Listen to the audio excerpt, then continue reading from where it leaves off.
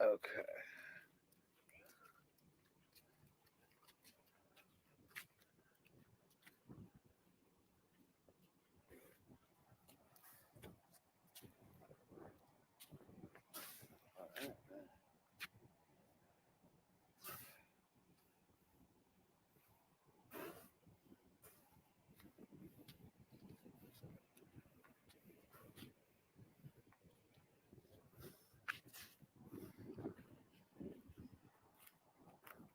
All right. So this is how I will there's catch an your fire. there's an advanced team that comes through. If y'all don't really understand it, no, you know.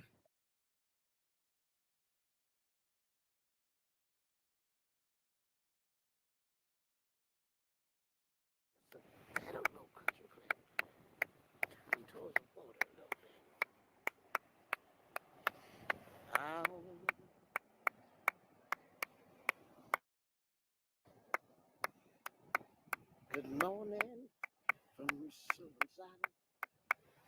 Good morning from Susan. Good morning, family.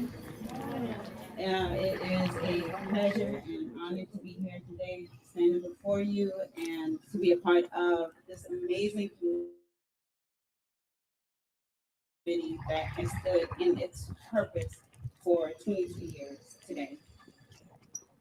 Um, when I heard that my part would be to be the inspiration for the Remembrance ceremony, I got a little nervous.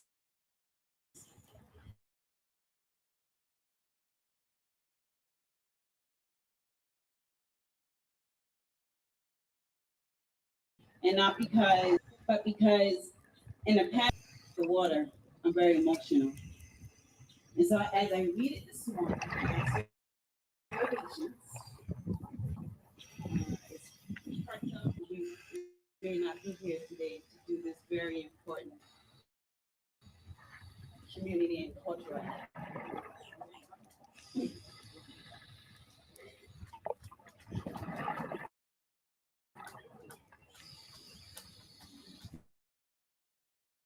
I know we must reclaim those bones in the Atlantic Ocean. Do you a memorial, a day, a ritual, or an hour that is erected in memorial to those 100 million bodies in the Atlantic Ocean? All those Africans in the briny deep, all those people who said no and jumped ship,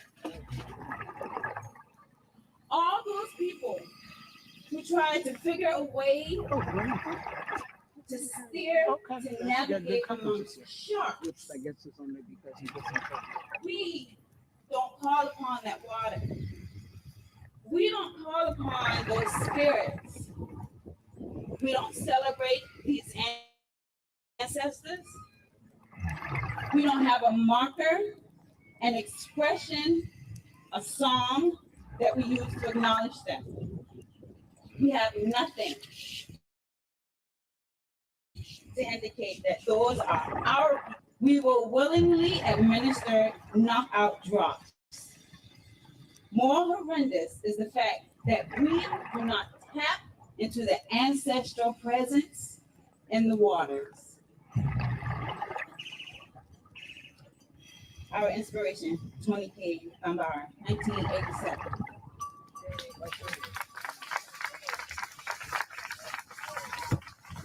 And so I'm glad I got to do it without breaking down. I stood in those waters and I asked those ancestors, please give me strength. And they did.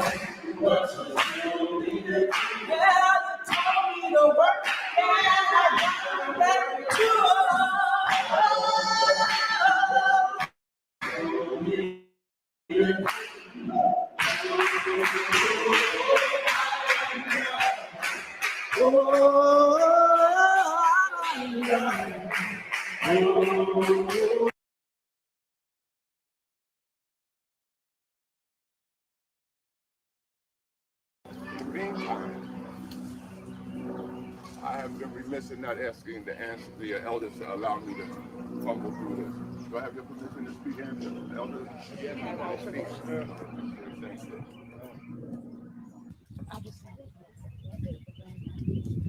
Ladies and gentlemen, brothers and sisters, one know about I go, I may. Well, I got your attention. When I say okay, you say all right, okay? Right. I say all right, you say okay, okay? Hey. All right now.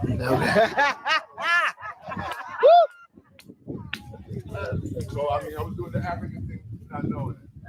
I know it. I need permission from the elders. Anybody over my age? 32. Times 2 plus 5. All right. But from the elders, do we have your permission to continue? Yes. Thank you, my brother. And now.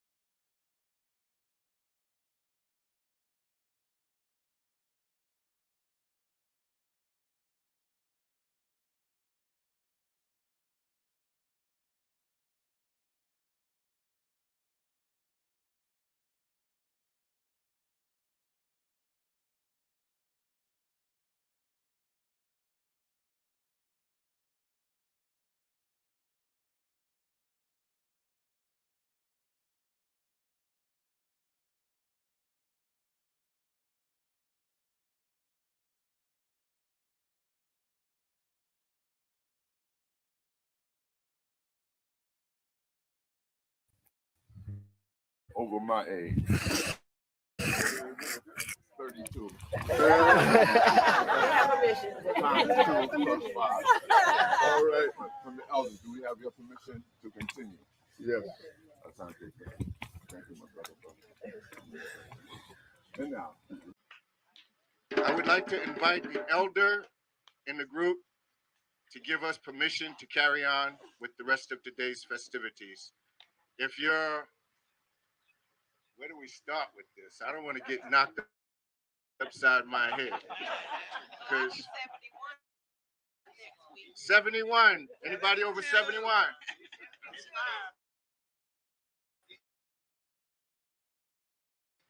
75. Anybody over 75? 75. Myrtle Glasgow, please stand up.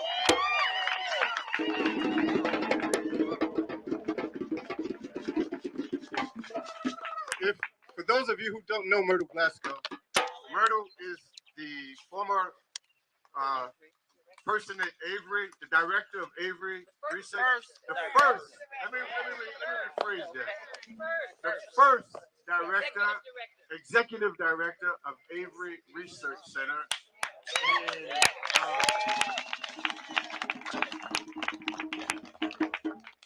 Myrtle has left, and she came back to reclaim her seat as our village elder. So, with your permission, elder, we carry on. Ashe. Ashe.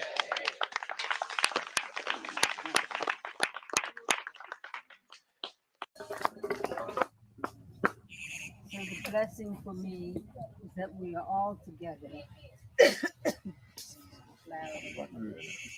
So the blessing for me is that we are all together and we are all of one mind, acknowledging the sacrifice of our ancestors and working together to bring our ancestors into our own sphere of spirituality.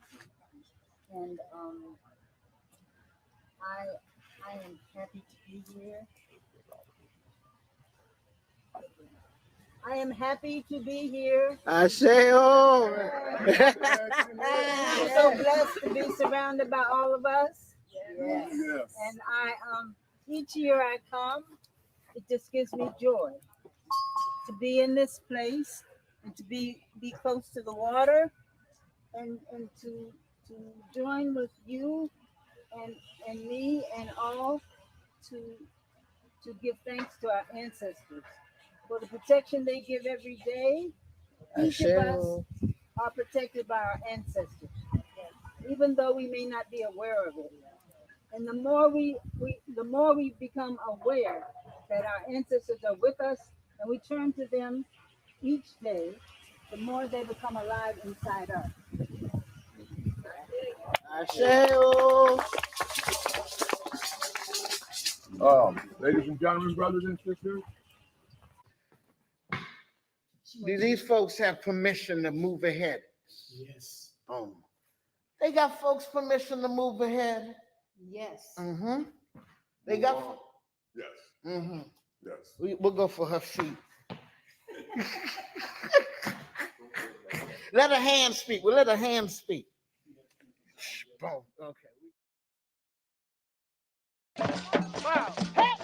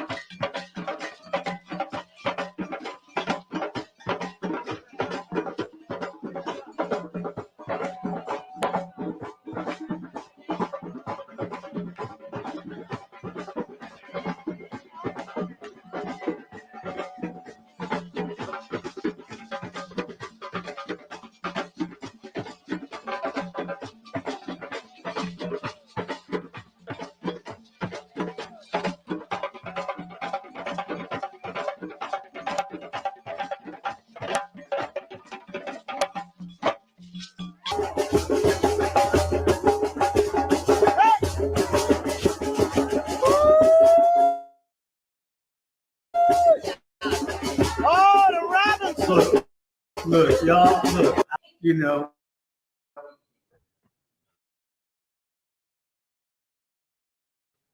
I would not have the ancestors. What's wrong? Greetings. It is with humility and thanksgiving that I welcome you to the 24th Annual Charleston Remembrance. My name is Jerry Harris. I am president of the Charleston area branch of the Association for the Study of African American Life and History.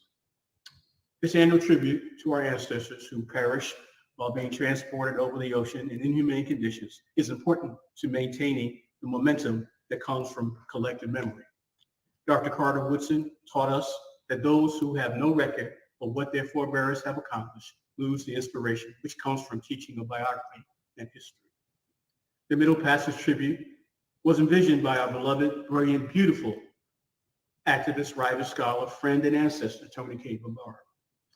We are called today to draw on the power of that history and resources in our continuing struggle for freedom. The tribute this year holds particular power as we in the Asala focus on our 2021 theme, the Black family, representation, identity, and diversity. The Charleston area branch of Asala is pleased to join in the spirit of Ujima with the Charleston Remembrance Committee led by co-founders Deborah Wright and Osei Chandler.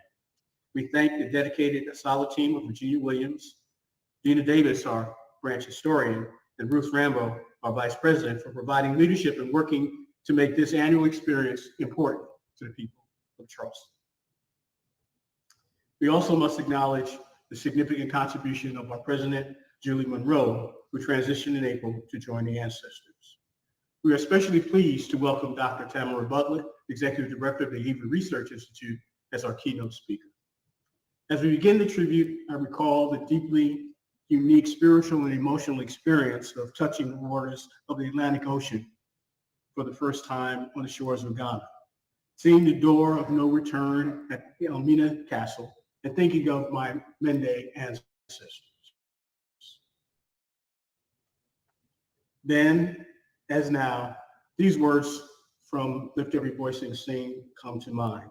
Stony the road we trod, bitter the chastening rod, felt in the day when hope unborn had died. Yet with a steady beat, has not our weary feet come to the place for which our fathers sighed.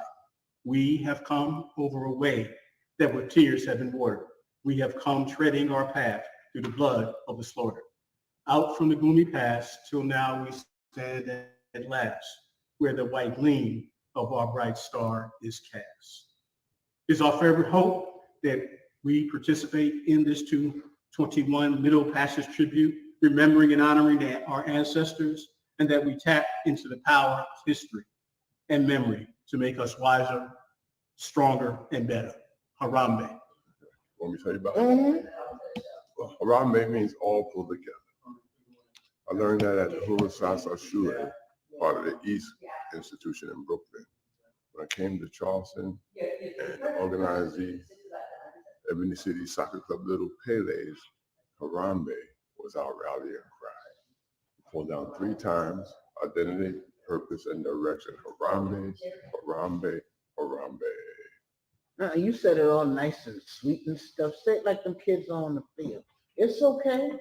Wake up them ancestors up in here. You say all that? Yes. Okay. Say it with your You say, heart. okay, put the kids in a pile. They put their left hand in a circle. Uh-huh. Everybody left hand is touching. Yes, They're reaching sir. up to the sky. Uh-huh. The rays of the sun. And Yes. then we pull down 3 times. Harambe, Harambe, Harambe!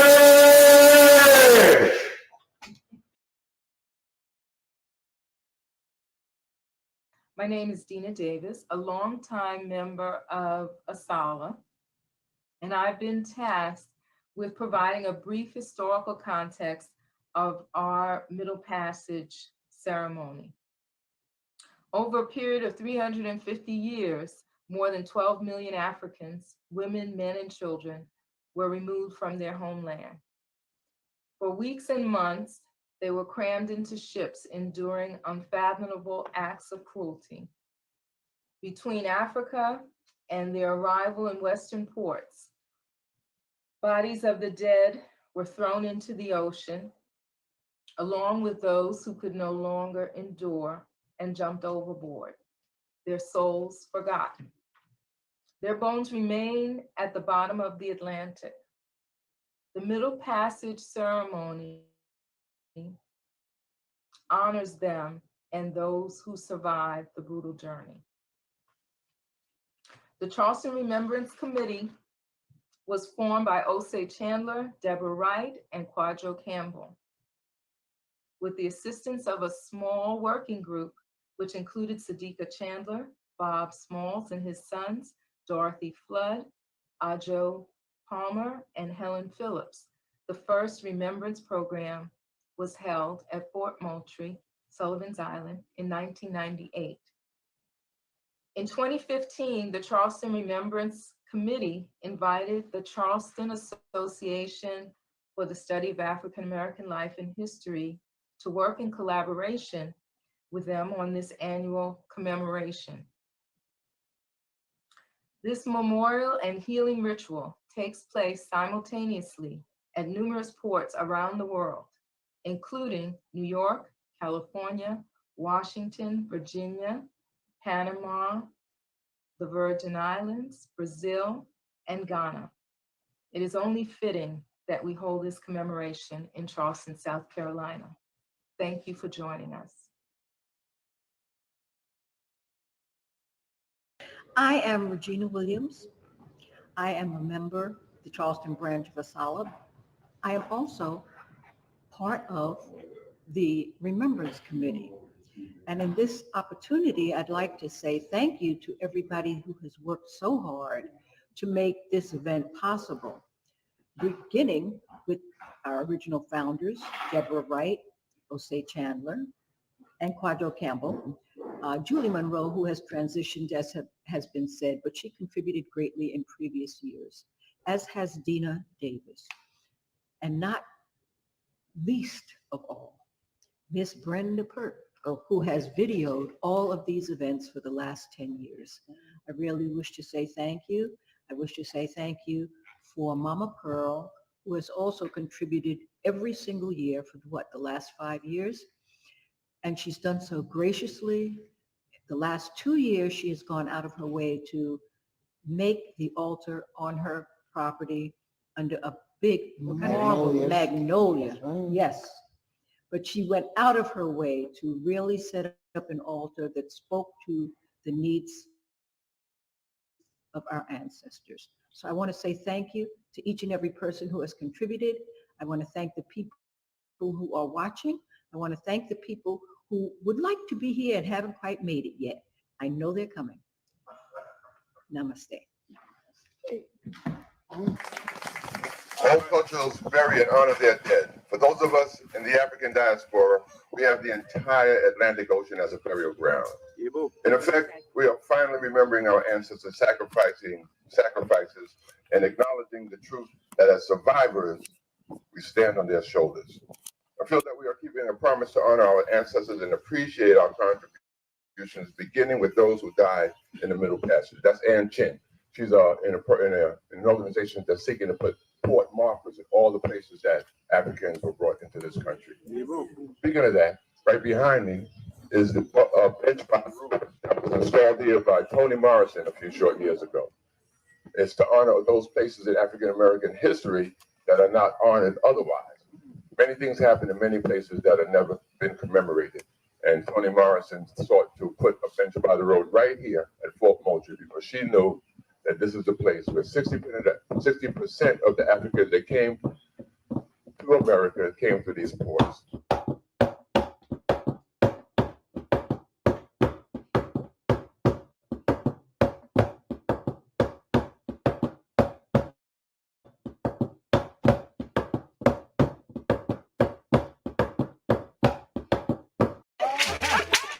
There you go. Let me see. Work on it now. No. Let me see. You was practicing this. No, the sound. You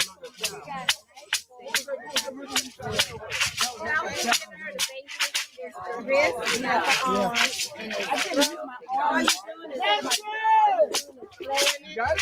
Oh, no. Let me see.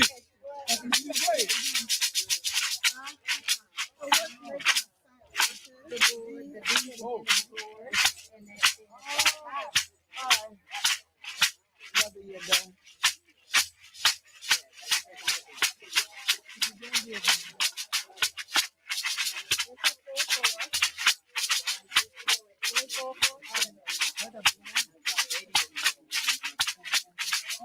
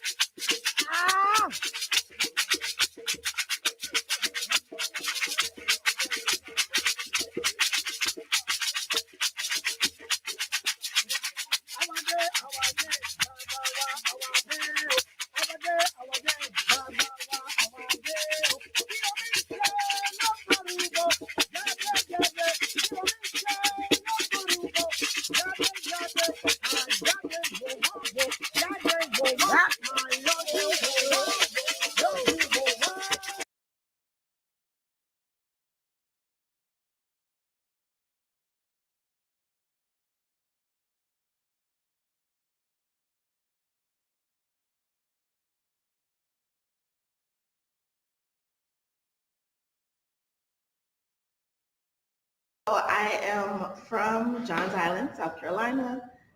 Attended Charleston County Public Schools, so I'm a proud product of First John and Maddie Washington Preschool, at Hebron Zion Presbyterian Church, Mount Zion Elementary School, also on Johns Island, and then the School of the Arts. So I took my creative writing talent, because people ask me like, what was your talent? Did you play an instrument? I was like, I was a writer. So it just made sense. I took that with me to Xavier University of Louisiana in New Orleans, where I majored in biochemistry. I think most of us thought we were going to be doctors, so that's why I decided to do it.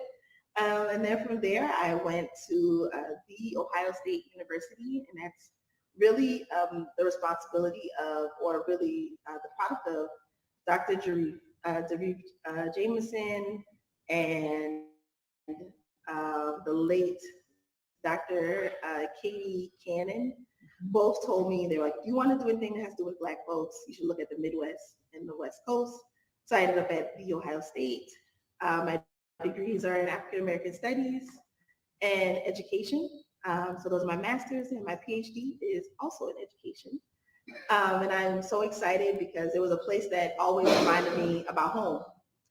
So I had the opportunity to work with a mentor who's from Charleston, another mentor who's from upstate. And so together, they really helped me remember that South Carolina is never that far away. And so that's my educational background. One of my mentors was Dr. Valerie Kinlock. Okay. So she's from here, and then Dr. James Moore, who's from a little more upstate. And so the two of them collectively really helped me. Growing up on Johns Island, I'm fortunate enough to have both of my parents. So my mother is Nancy Butler, my father is Samuel Commodore.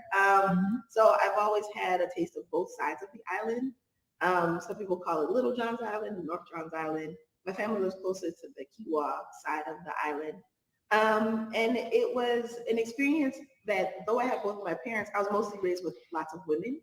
So it was my mom, my grandmother, my summers were in New York with my aunt.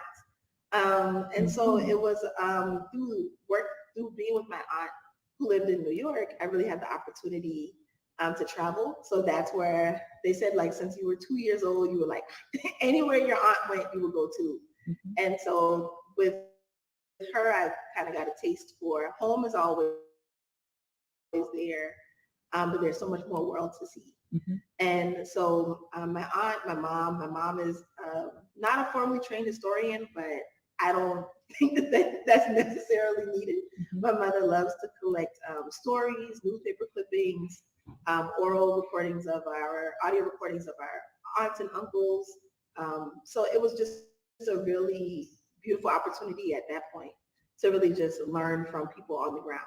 That's definitely something my mother especially has been. Sure. So for education, I really came to the field of education interested in community stories. So my mentor, one of her major books when she came to Ohio State was Harlem on Our Mind. And so she understood and talked to young people about gentrification, about what it means to talk about the history that's around us all the time. And so for me, it was, I told her, I was like, I feel like you wrote my book. I was like, it's not about Harlem, but it's like, how do you get young people to understand our community's history?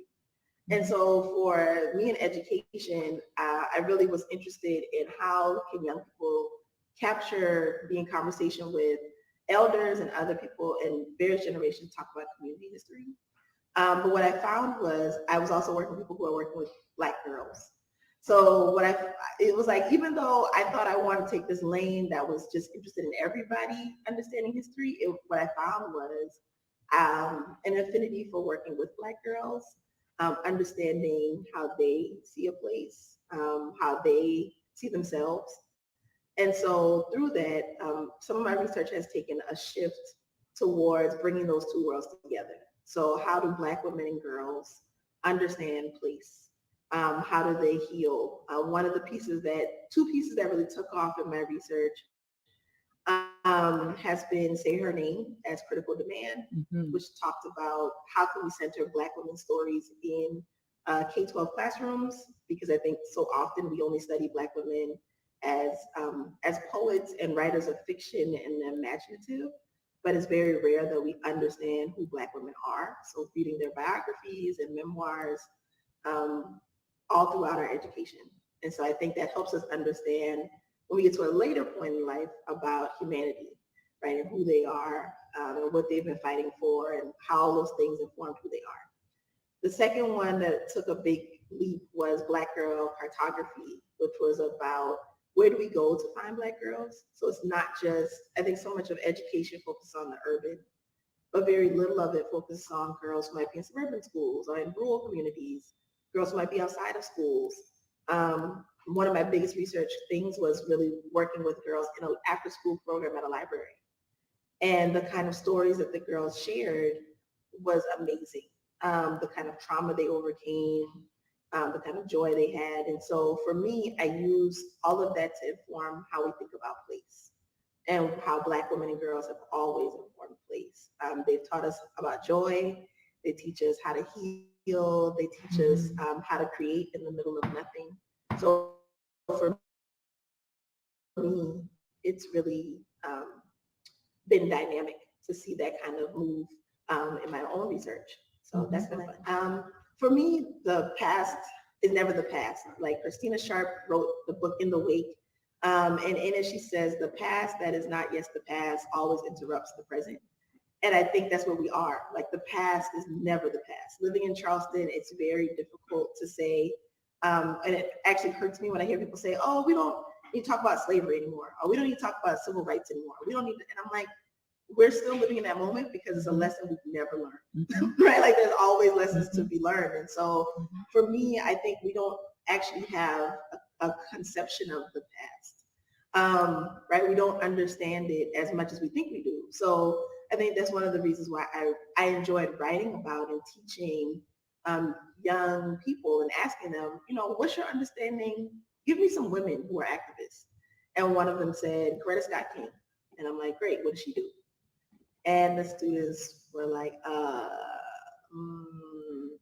married to Malcolm X, like, you know, married to Martin Luther King, like, or the lady who freed the slaves. And I'm just like, okay, let's back up a minute and let's talk about, you know, what do we need to learn?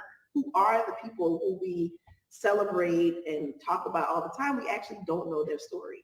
And for me, that's the part that's the most difficult. And so there's so much to be learned from the past. And so the Avery Research Center, the beautiful part about it is that some of the people who are in our archives that we see in our museum collections are still here.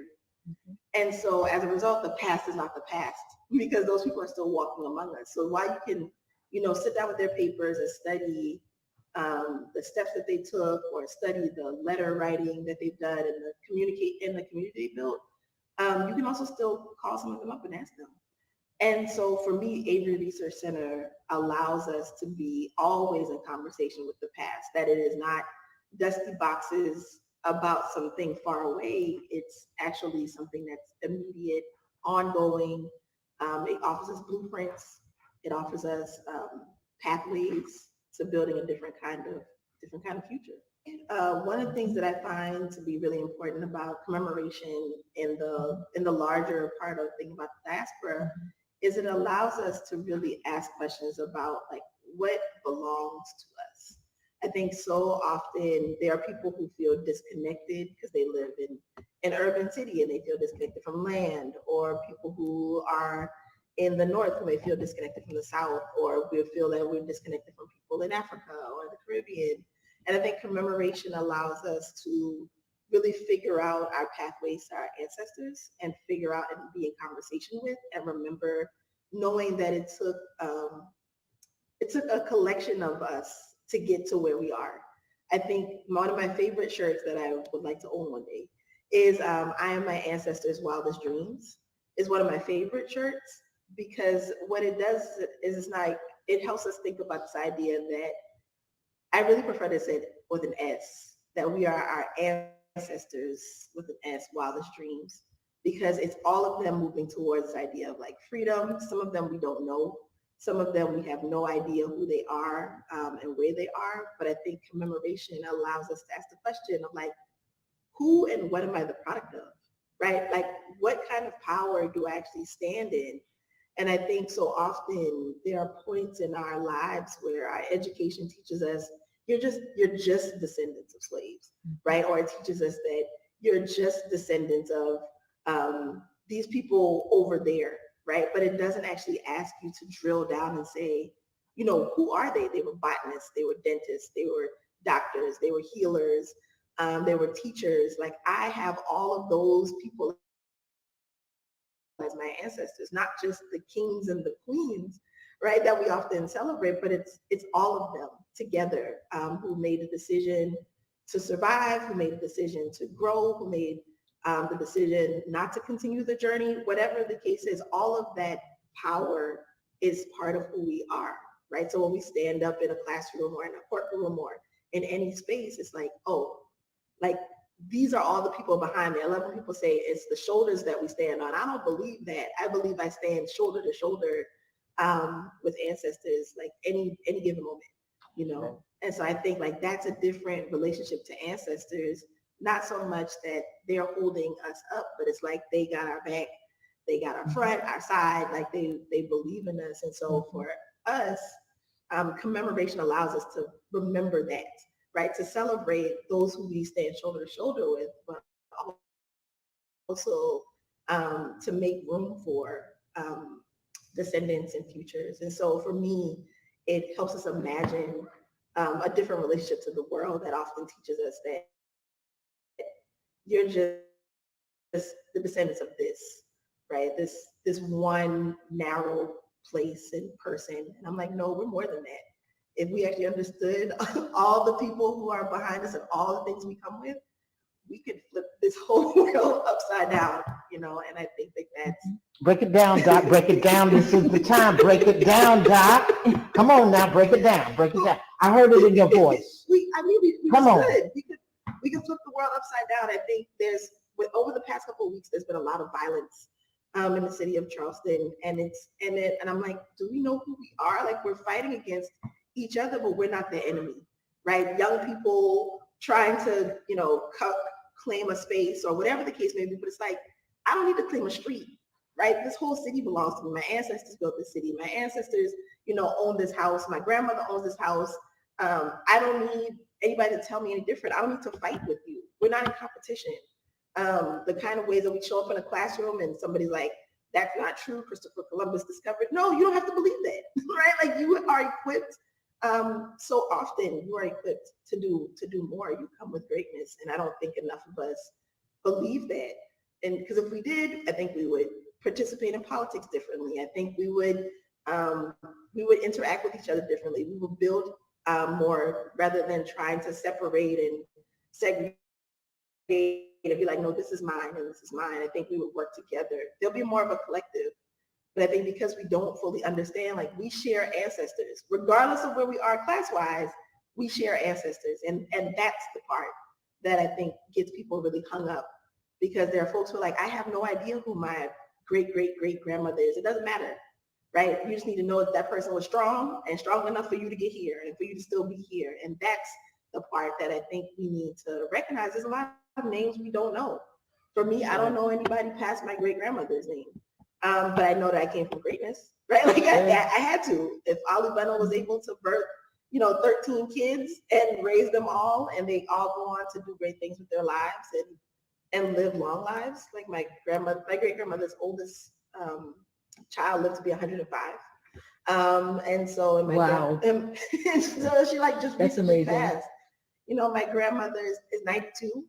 Her sister is probably like 95, 96. So, they instill in us longevity. And even though I don't know Ollie Michael Bunno personally, I know the kind of longevity and the kind of legacy she's left, because I see it in other people in the community. And I think that that's the thing we have to remember. We may not know names, but their legacy lives on. And that's the part I think we don't deal with Another enough. type of commemoration I know that became really popular after Alex Haley's roots was the commemoration that we do here in Remembrance. Is another type that's sort of focusing on ancestors and getting people to not be afraid of the idea of ancestors, which, there was some kind, people were kind of squeamish for a long time about ancestors and doing a libation and a ritual, that kind of Young thing. people are hungry and innovative.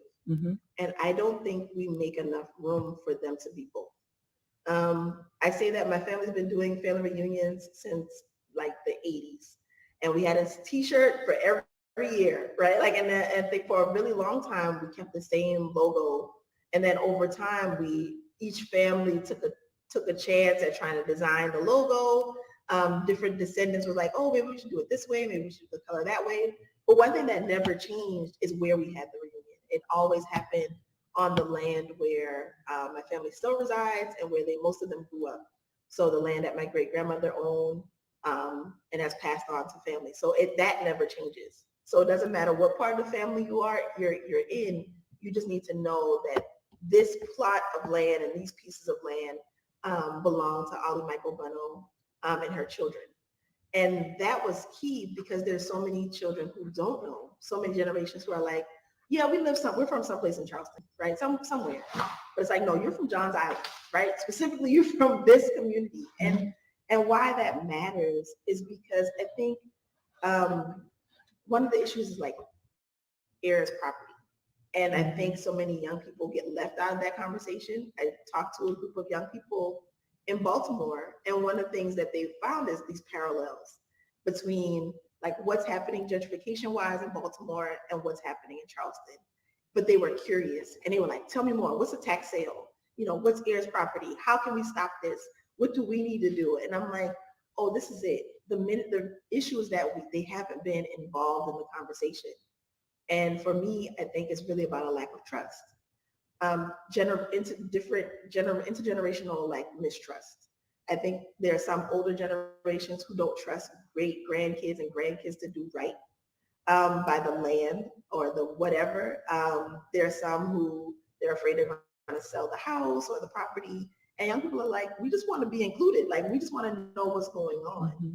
And so I think one of the things that has been really pivotal in Avery a little bit before my time here is thinking about audiencing. So our outreach and programming team has been dynamic in getting us engaged on social media. So really on Instagram, on Twitter, we have a Facebook, but we know, each generation moves farther and farther away from Facebook. I think eventually we might have to be on TikTok. But I think the thing is just trying to figure out where are the young people getting their information from and being there. And so for us, we want to make sure that people know you can tune in to any of our program. Our events are free. Accessing Avery is free when we reopen. And so for us, we find that there are so many young people who have questions now. They're just like, well, who are my great grandparents? What is Avery? I talked to a young woman one day on the steps and she was just like, I've lived in Charleston all my life. I think she might've been early 20s. And she's like, I never knew this building was here. And to be able to have that conversation, it's like, oh, okay, you're actually surrounded by more Black history than you think. And so that's the hope, is that Avery will continue to do what it's always done, which is educate community members, be in conversation, be on the ground. around social justice issues, but making space for that so students on campus, when we reopen, can come here and do work. But also, I think families are using it as it is a family reunion style, right? People bring their children here, and so that's my hope, is trying to get us to really close that gap that's been opened up by generational mistrust and understanding, like, no, we're actually trying to move in the same direction. We're trying to move towards liberation. We're trying to move towards a collective. And I think that we can do that. It's really just making room for, I think, looking at different boards, looking at committees, looking at who runs the city. It's like, how do we make space for young people to bring their innovation, their questions to the forefront?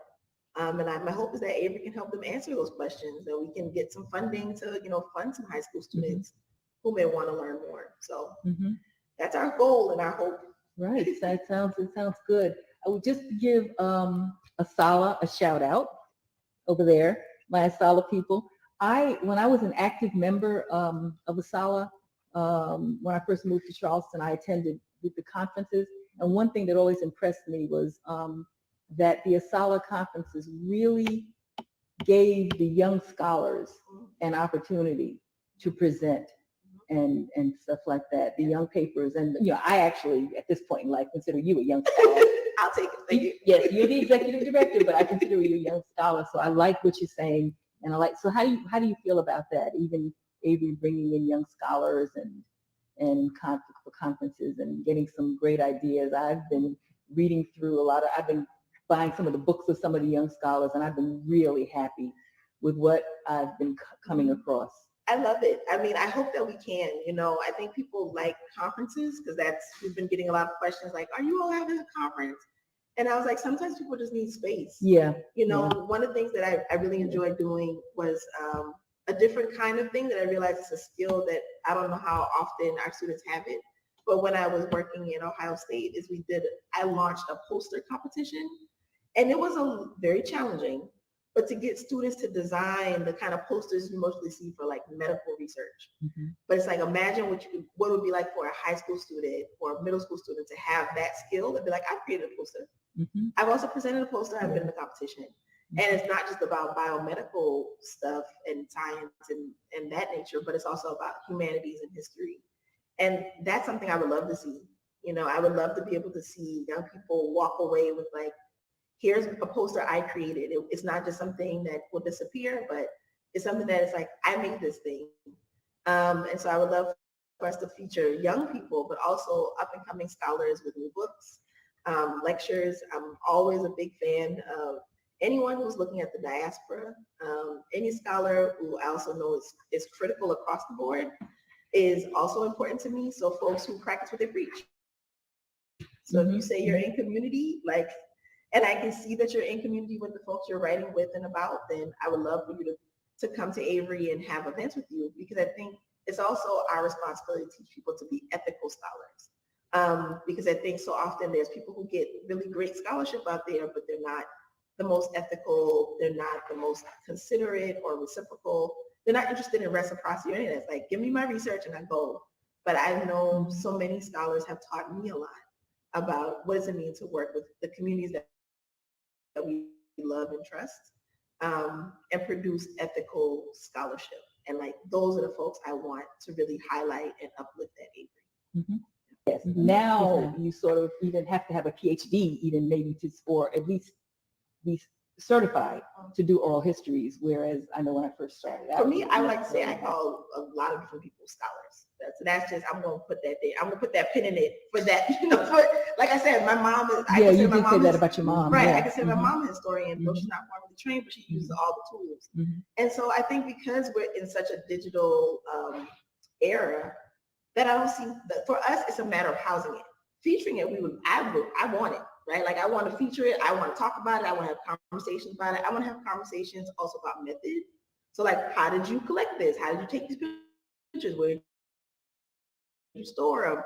Because that also, the thing about it is that Avery becomes just one archive, right? Like it's one resting site for whatever materials, but they had to come to us through somebody. and some collective. And so it's like, if we can teach community members, the community members could teach each other. So that's the other part of being like a clearinghouse and saying, let's talk. This is how I collected these stories. This is how I collected these photos. This is how I've kept them in pretty decent shape. You know, like that's important because that's another way that we get young people involved. So they don't have to necessarily come to Avery. They can just go, like one of the things that's exciting about what I'm doing with my research is I'm literally digging through my grandmother's collection of obituaries, right? And that's some good history, right? That there. is major. And it's beautiful because people, you get to see how people frame their own identity and family and all of that. And so it's the same thing. So by saying that you have people who are photographers, there are people who are quilt makers, that all of those people at the end of the day inform scholarship. So why can't they also be considered, in my mind, you know, a scholar? So my hope is that that over time, Avery will have the space. We're excited to be renovating the Senator McKinley Washington Auditorium and getting some screens and some beautiful, phenomenal speakers so that we can actually share, you know, these oral histories, so that we can share recordings and videos and photos in a way.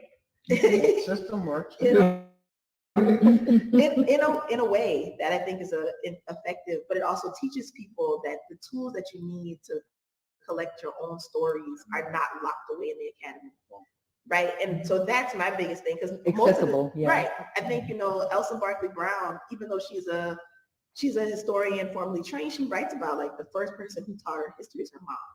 And so all the skills and all the things that we've learned, whether it be quilting, sweetgrass basket making, food, cooking, our own rituals, all of those things are how we understand our history, is how we understand ourselves. And academia didn't teach us that, right? Like that's how we pass down family history and community history, is locked up in those things. And the only way to unlock them is to be in conversation with people who might not necessarily be in the academy.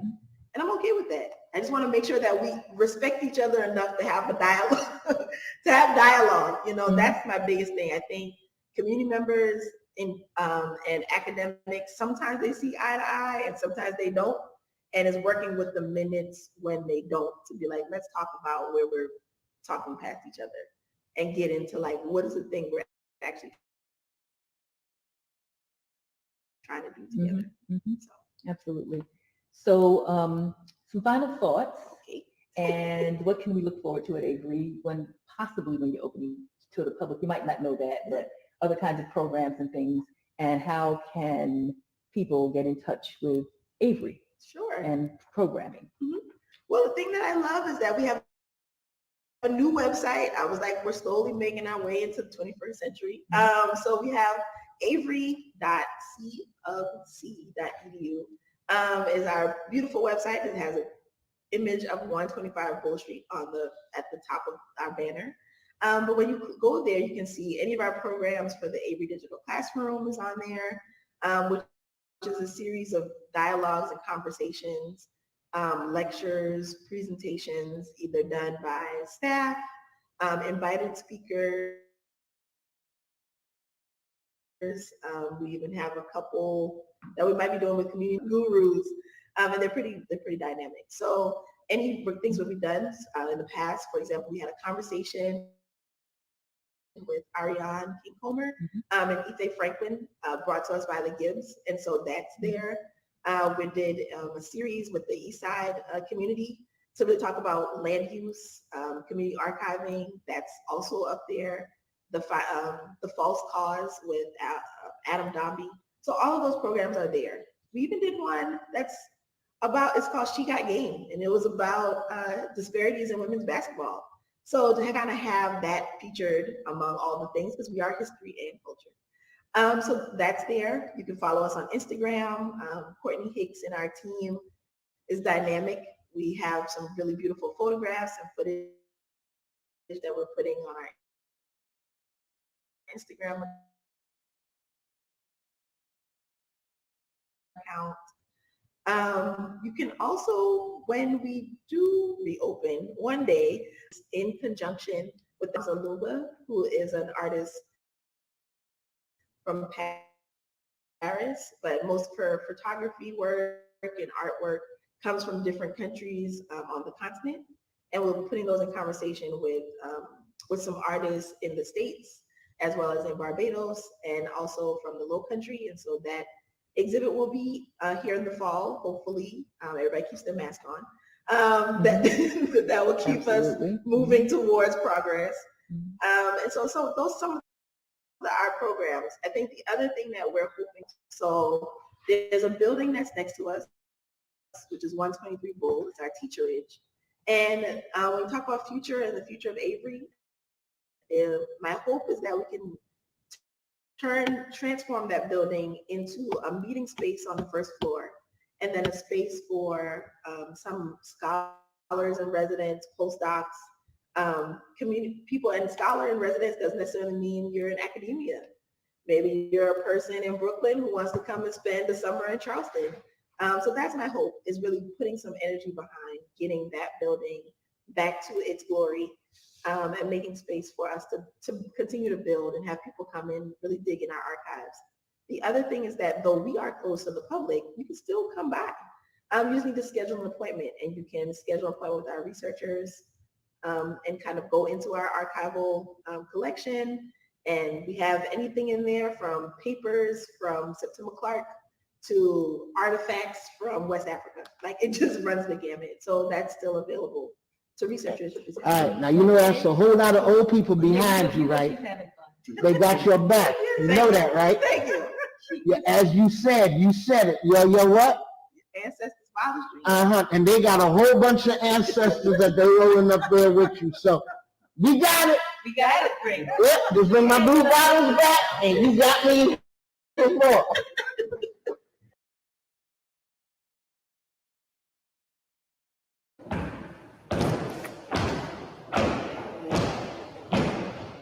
Gonna watch the folks and live on the line for days.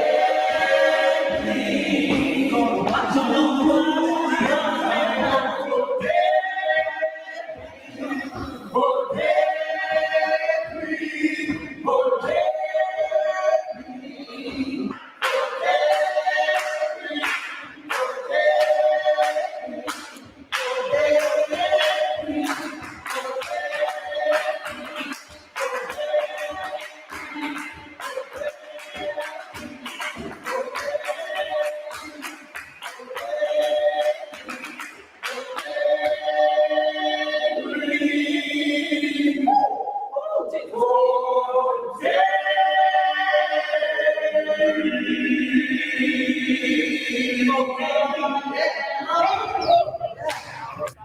The slaves that occupied like this area of the South that was able to like have them preserve as much African culture as they possibly could. Like, what do you think? Like, how were they able to do that?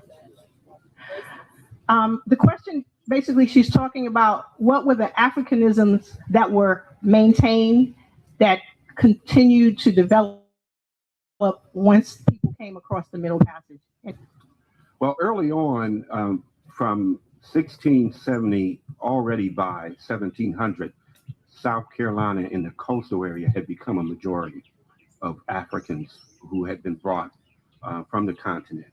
And because they are isolated from the white population, especially on the Sea Islands, the Africanisms remain very much intact, well into the 1900s.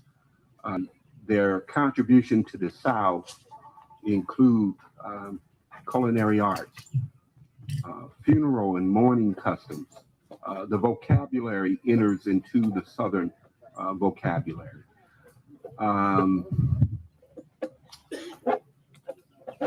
They're artisans. Most of the people are captured and transported because they are connected to agriculture.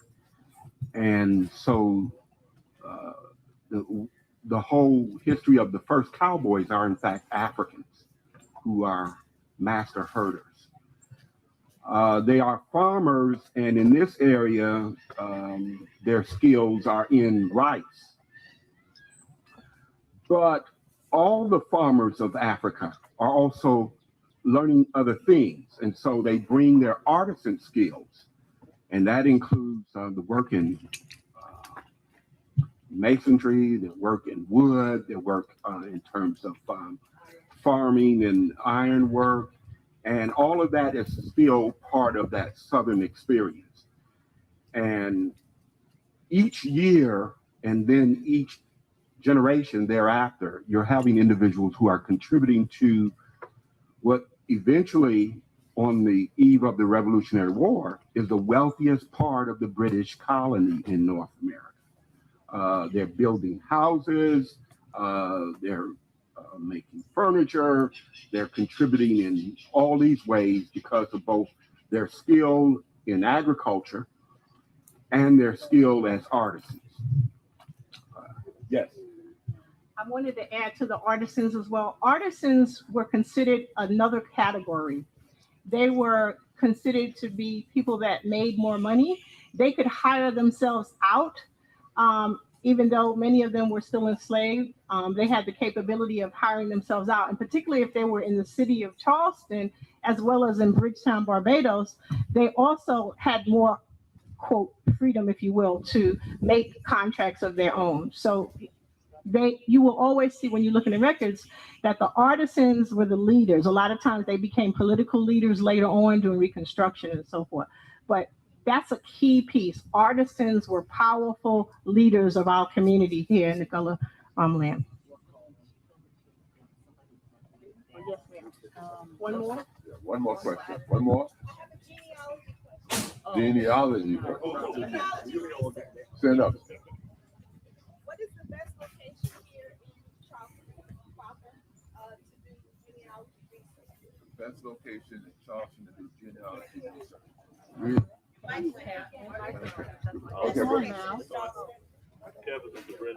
The question was, what is the best resource for genealogy in the Charleston community? Start from your house. Start, your siblings, your aunties, your uncles, and so forth. What records are in your house? We all have records in our homes, and it's important to document your records. Like if you have photographs, take a pencil and write on the back what they are, who they are, years, and so forth. So it begins at home, and then you can start stretching out. And all of your records related to, birth, death, marriage, those sorts of things are always important. The Family History Room at at Charleston County Public Library is an excellent resource. The South Carolina Historical Society, and there are many others. We actually have a cheat sheet. If you see me afterwards, I can share that with you. And we can also make it available through some of our resources online as well, okay? We'll probably do it through the Facebook page, okay, for Asala. I think that's enough.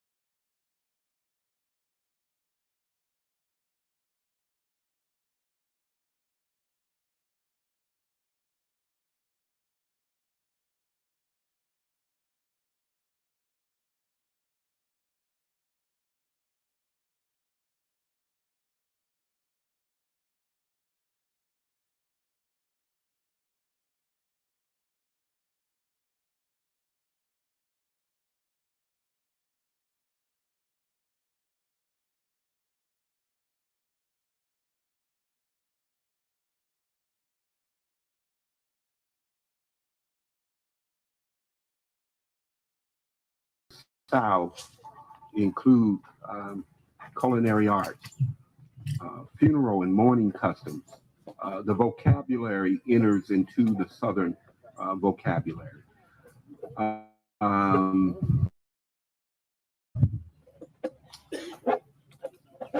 There are artisans. Most of the people are captured and transported because they are connected to agriculture.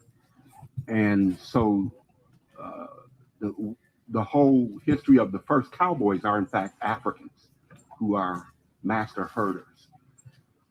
They are farmers, and in this area, their skills are in rice.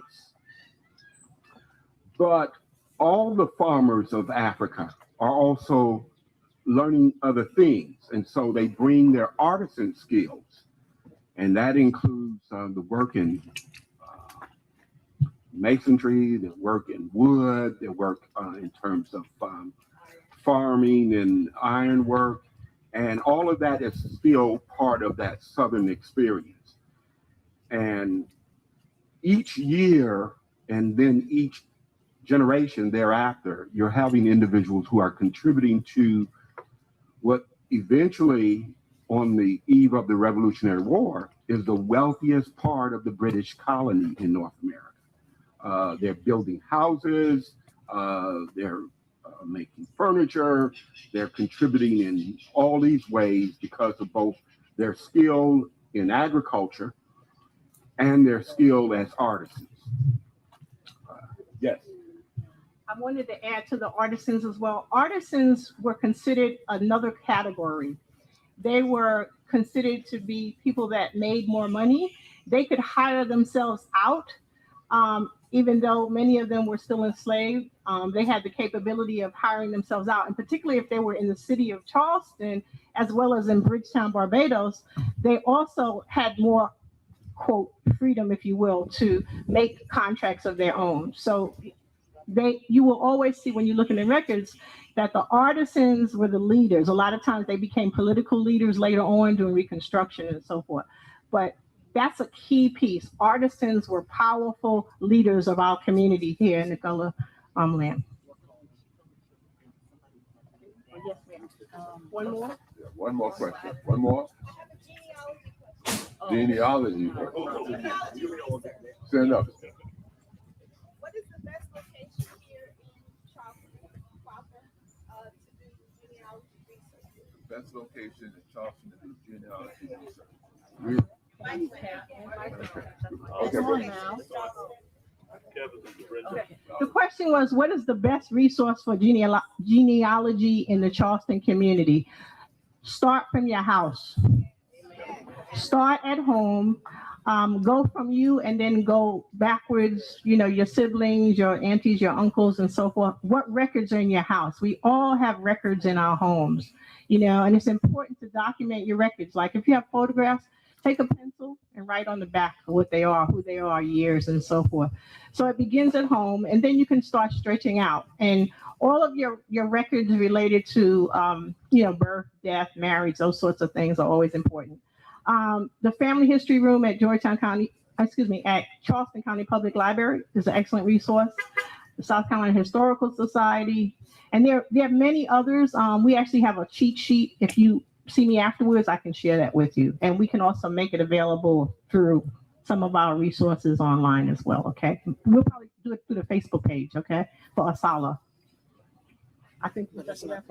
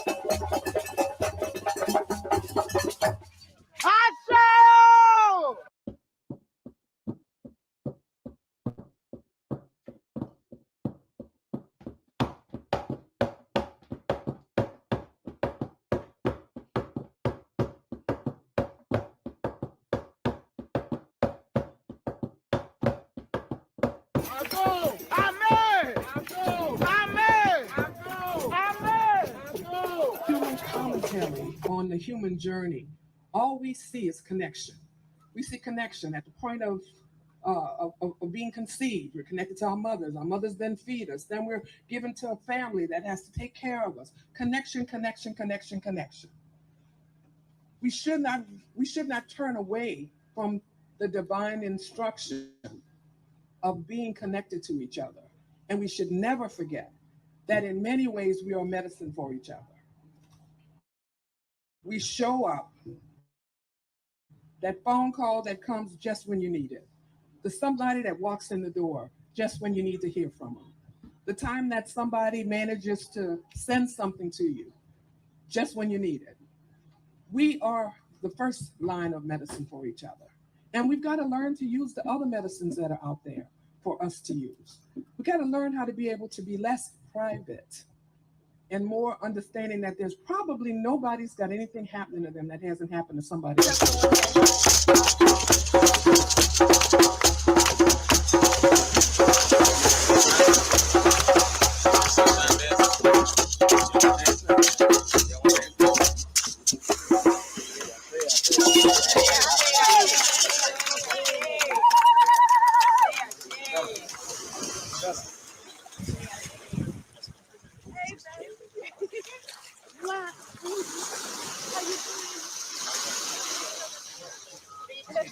I am Edna from Brazil, and I'm here just to say that we are very proud to be the small part of a Dasi family.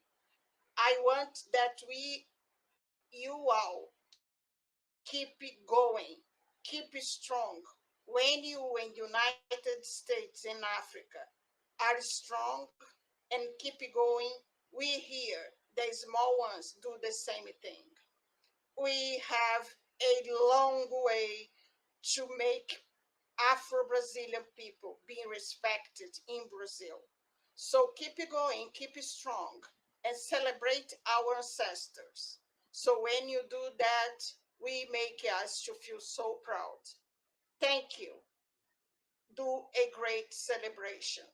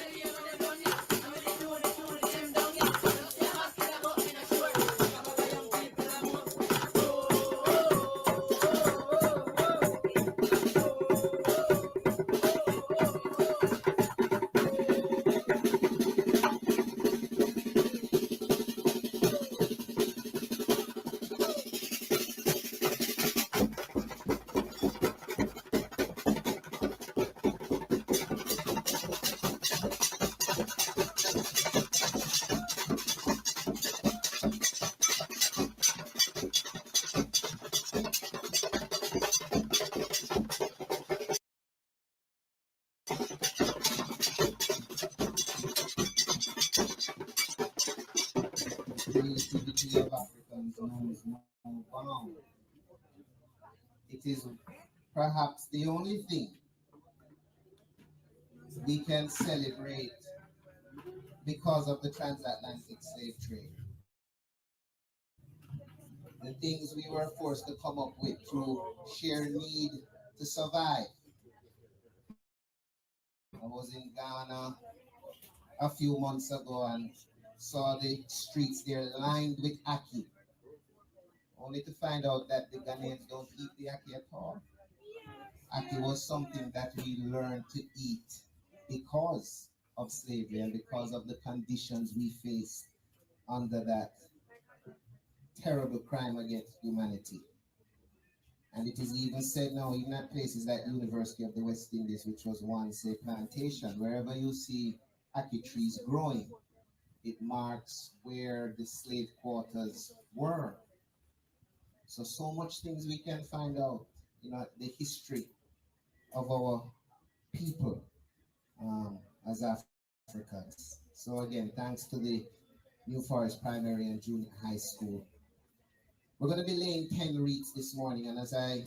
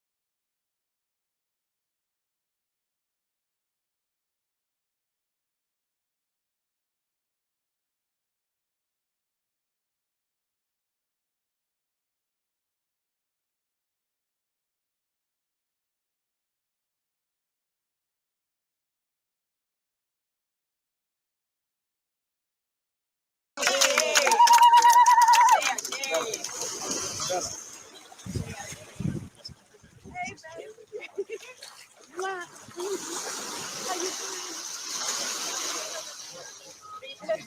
I am Edna from Brazil, and I'm here just to say that we are very proud to be the small part of a Adasi family. I want that you all, keep it going, keep it strong. When you in United States and Africa are strong and keep it going, we here, the small ones, do the same thing. We have a long way to make Afro-Brazilian people being respected in Brazil. So keep it going, keep it strong, and celebrate our ancestors. So when you do that, we make us to feel so proud. Thank you. Do a great celebration.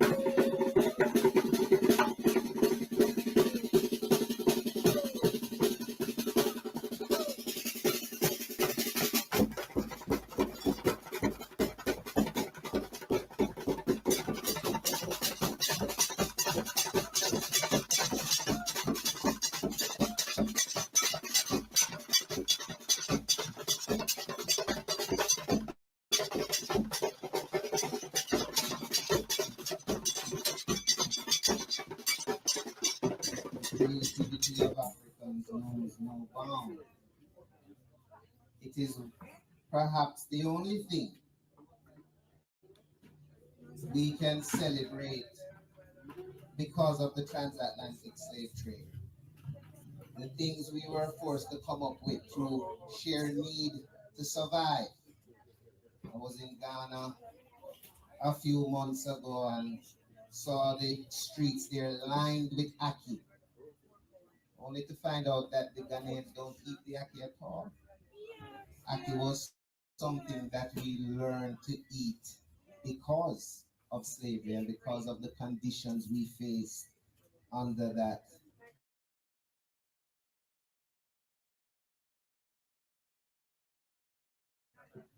terrible crime against humanity.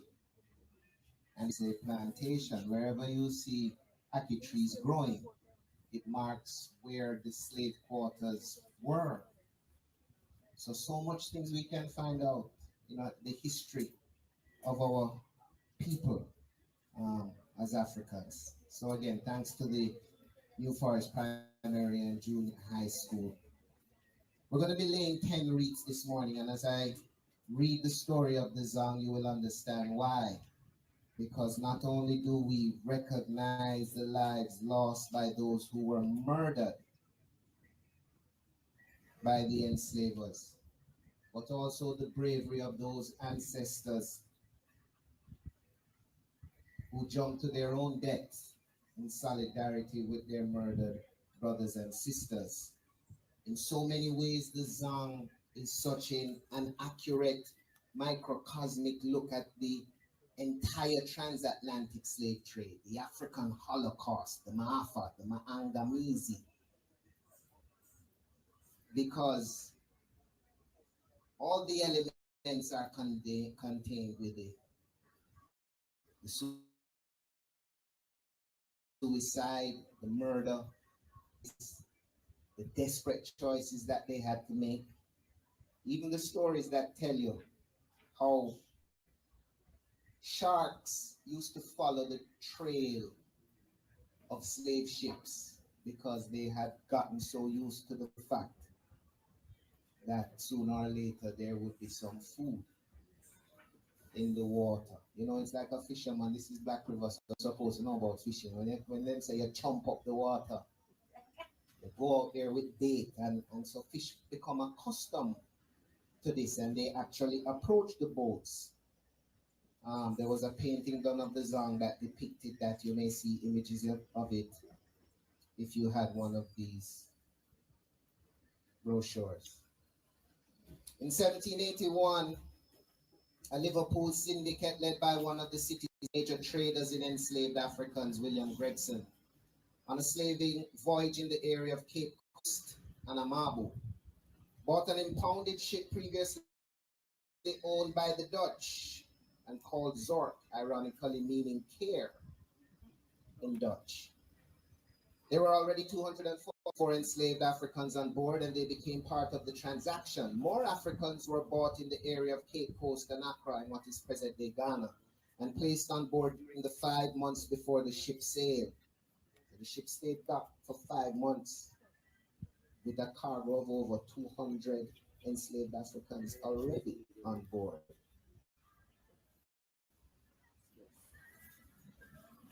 Under the captaincy of the inexperienced Luke Collingwood, previously the surgeon on the William, and the hastily assembled crew, the ship was renamed Zong and set off on its journey to Jamaica. So you had 5 months where you were just lingering in the ship, not moving from the coast of Africa. Then you had another 4 months or 5 months between leaving in August and arriving here on this day 238 years ago, the 22nd of December. Before the Atlantic crossing, the ship made a stop in Sao Tome, leaving there on the 6th of September 1781. On board the ship destined for Black River in Jamaica, some 4,000 miles away, were then 440 enslaved people, 19 crew members, and a passenger who was a former slave, a captain himself, and who would later have to captain the Zong temporarily when its own captain fell ill. Like most slavers, the Zong took on too many people for the size of the ship. The ship was small, only 110 tons, and should have had on board just 193 people, including the crew. Its journey was slow, having sailed from further south than most slavers in the 11th century. Sorry, that should be in the 18th century. After about 10 weeks after leaving Sao Tome, it arrived in Tobago, after which it continued on its journey to Black River, a total journey of 100 weeks, but not before it veered off course near Haiti, losing time before it got back on course for Jamaica. By then, complaints of water shortage, illness, and death among the crew, as well as poor navigational and leadership decisions, all created a level of confusion. Well, again, good morning. I am with the National Park Service. And thank you all for coming out. I want to make this Park Service-wise and personal-wise. 34 summers ago, this very month, I began my journey with the National Park Service. The visitor center that you saw and experienced is not what I found when I got here 34 years ago. So along the journey, the ancestors have guided me through physical, tangible things that you saw and will see here today. Because when I arrived here, the exhibit African captain did not exist. When I arrived here, the historic marker outside of Fort Moses in District Sullivan Island, it did not exist.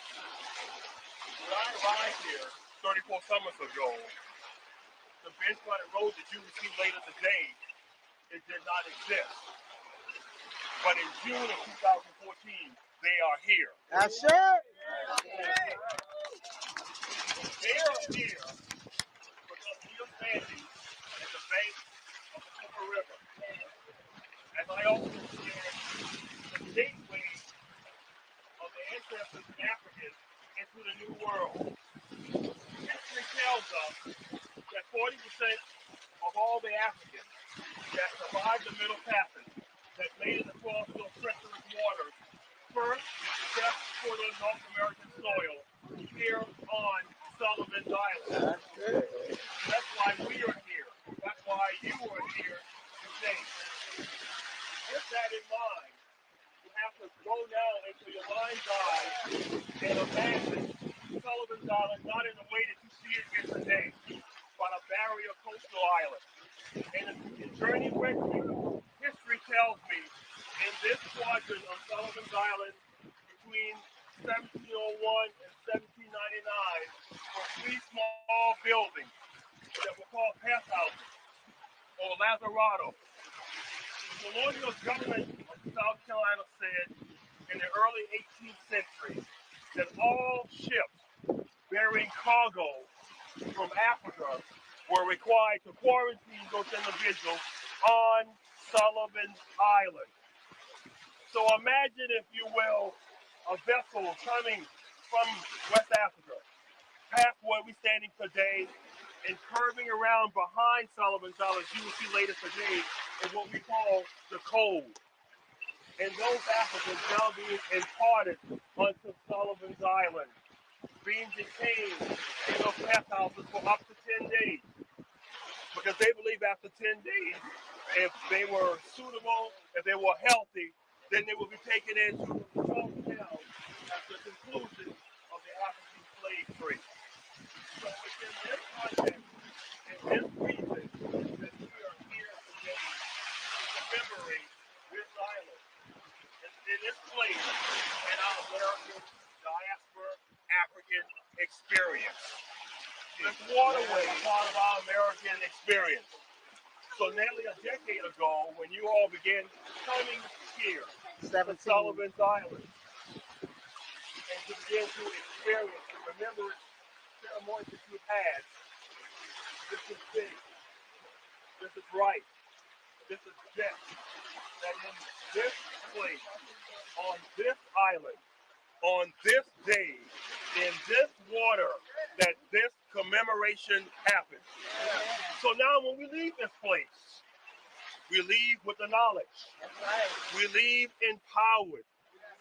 We leave realizing Sullivan's Island place in our American experience. A lot of dead people didn't make it here. Right. A lot of dead bodies are still out there. That's why we are here. We are here because of the dead people who didn't make it, who were thrown overboard. Come on now. Come on now. And as I shared earlier, your gathering here is symbolic also for the transition of freedom. Because we also know at the ending of the American Revolution, as the British evacuated this very same island, the word went out to Africans. If they wish freedom, they could leave with the British. And so now that's why our brothers and sisters were in Nova Scotia, because they left from these same waters over 200 years ago.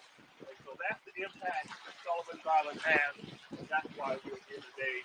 And the Park Service continually welcomes you year after year to commemorate and to remember this sacred place. Thanks. Charleston, South Carolina. I go. We have an opportunity to do what other cities don't do.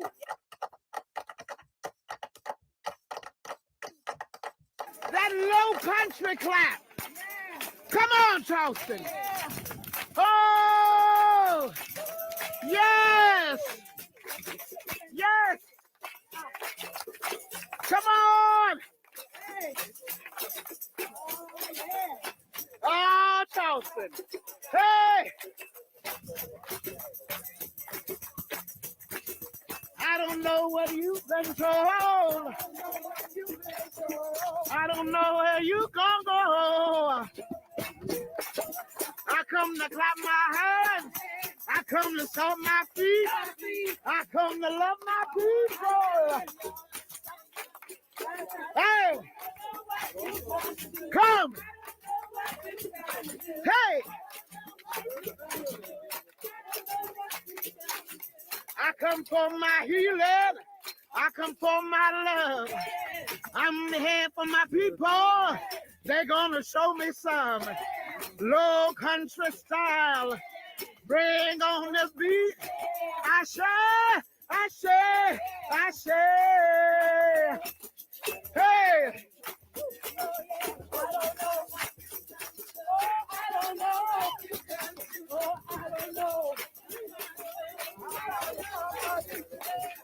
I come to clap my hands. I come to stomp my feet. I come to take my.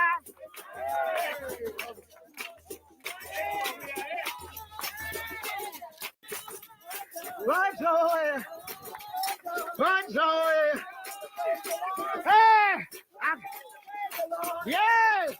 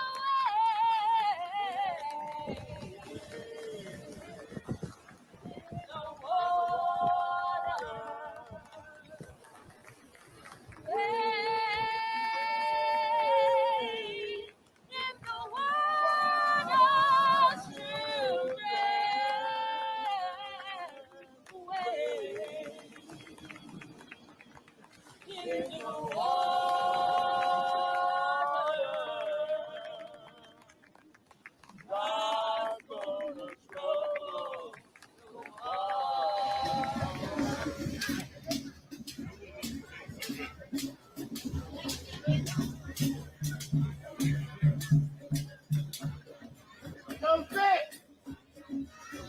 Don't fit!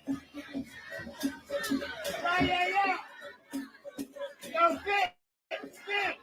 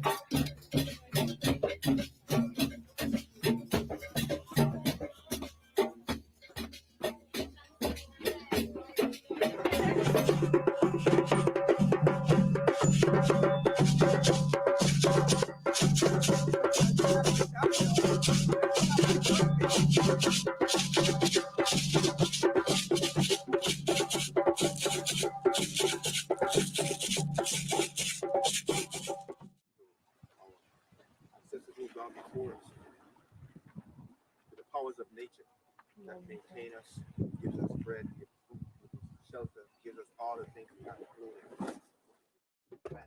to fight and to seek our freedom and to seek justice for us.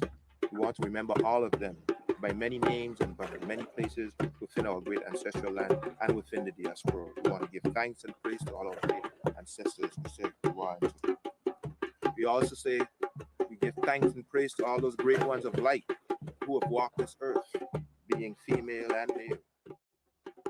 We want to give praise and thanks to the sun at high noon, to the creative forces of high noon, manifested its greatest potential energy in the form of the maturity of those great, powerful forces of light on the sword from the sun to our chair. Give thanks and praise to the heavens, from which comes forth all energies to this earth. We give thanks and praise to the earth, which gives us life and sustenance. We give thanks and praise tributaries to the rising elements of the wind and air.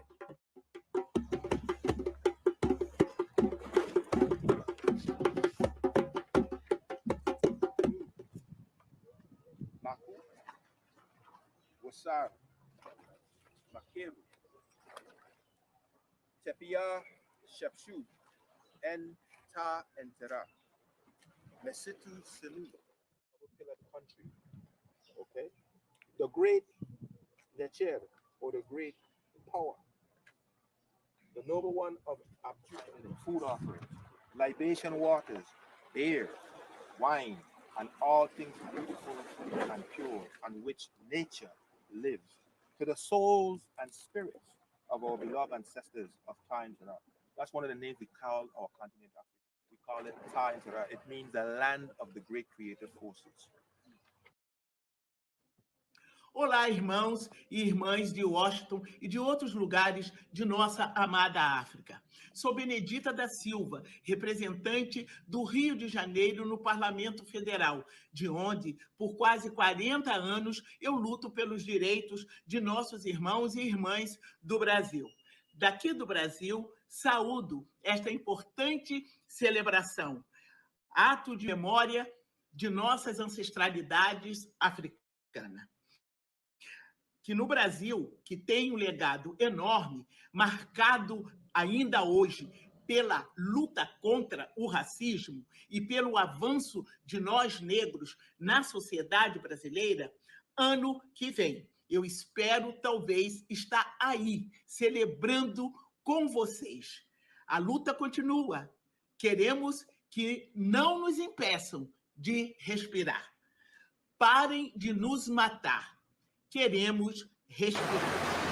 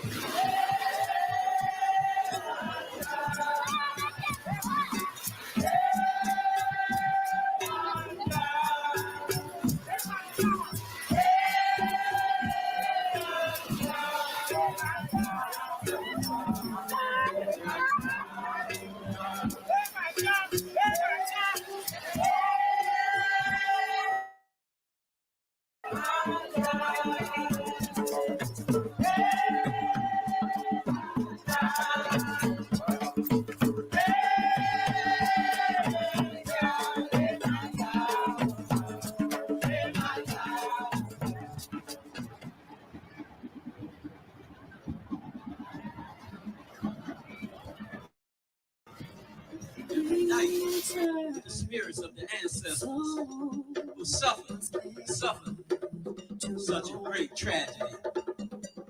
Sing. Ma'afa, ma'afa, ma'afa, ma'afa, ma'afa, ma'afa, ma'afa, ma'afa, we cry. Ma'afa, ma'afa, we cry. Ma'afa, ma'afa.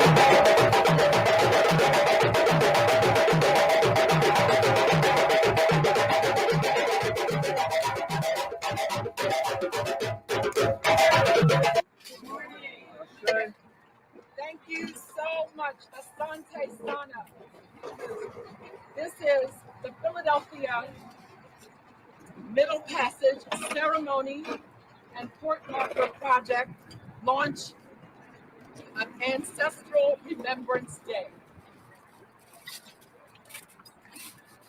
This is, as far as I know, a first in the city of Philadelphia.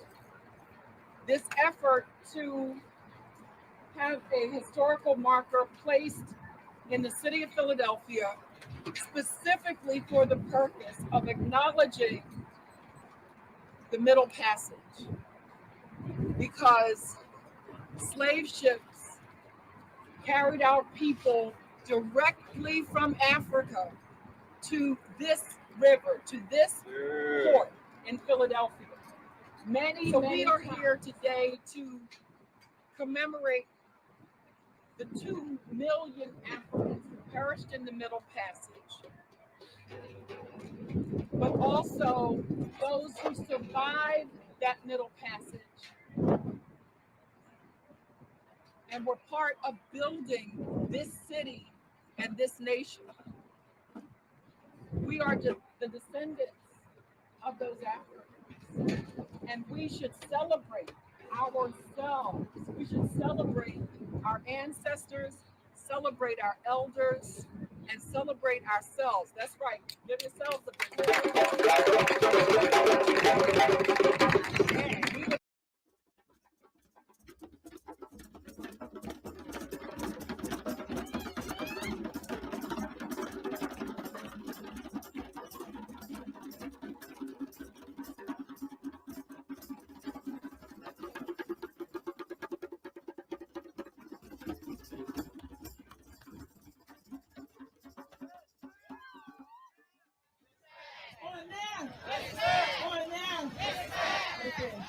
Okay, the one thing I know, we all educated, or we all know, but the one point I want to make about voodoo, the lesson we teach in voodoo is the respect of the mineral world, like the rocks, the water, and on the earth, the earth and the earth, the respect of other plants, the respect of all animal world, which are the animals and us. Respect for life and everything that we. We see God, the one God, through the manifestation of the Spirit.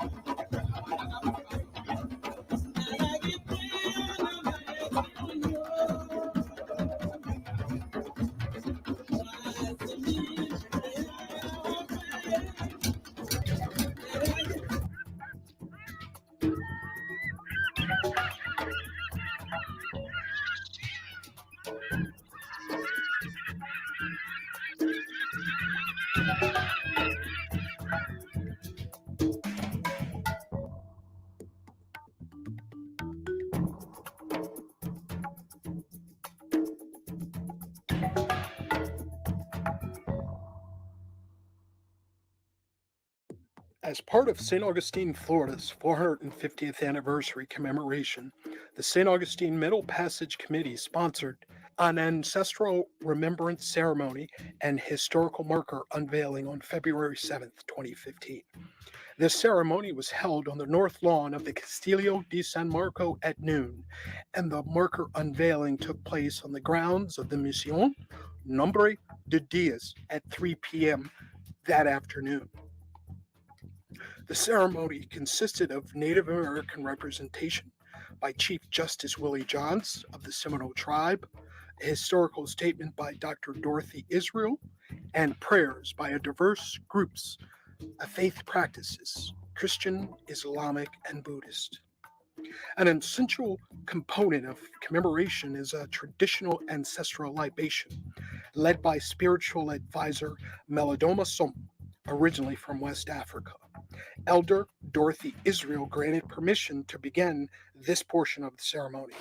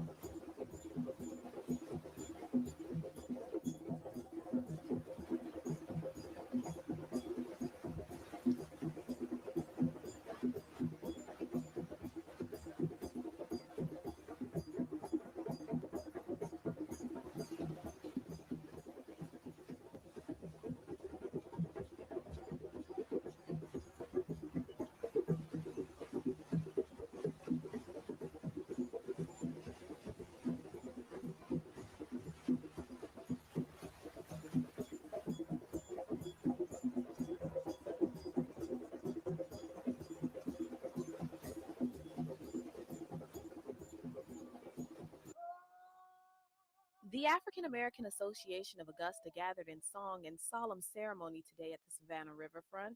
This is our third annual Ancestral Remembrance, and we hope to have many, many more.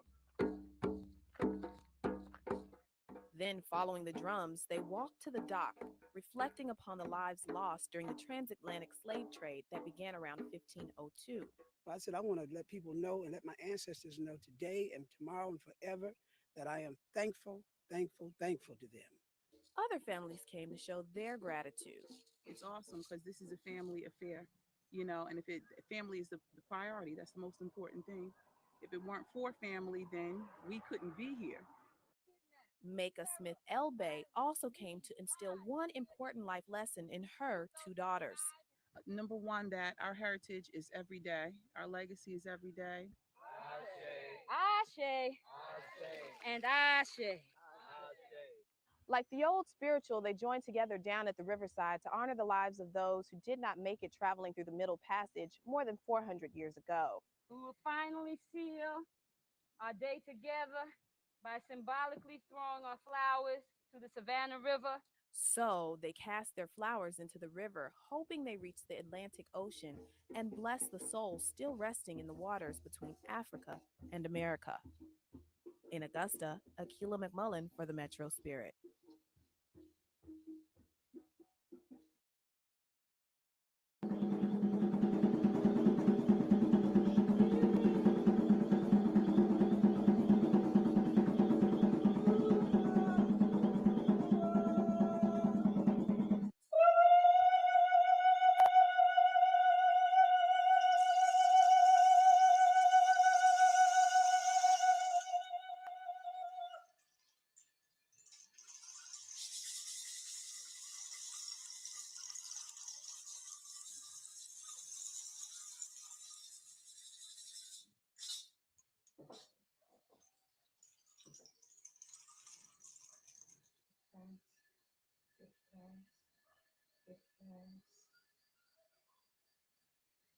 I give thanks this day.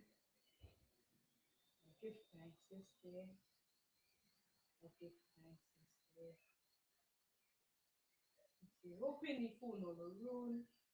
Gratitude for the owner of the realm of the ancestors. I extend gratitude to my ancestors as I call on Olodumare, as I call on Olodumare, the controller of this universe. I call on Olodumare to continuously guide and protect I. Take charge of my people, take charge of our and our destiny, continue to guide us in the path that we follow. I give thanks. I give thanks to all the ancestors. I give thanks to all the ancestors. Extend gratitude to all the ancestors. I extend gratitude to all the ancestors. This day and forever. Ashe, Ashe, Ashe.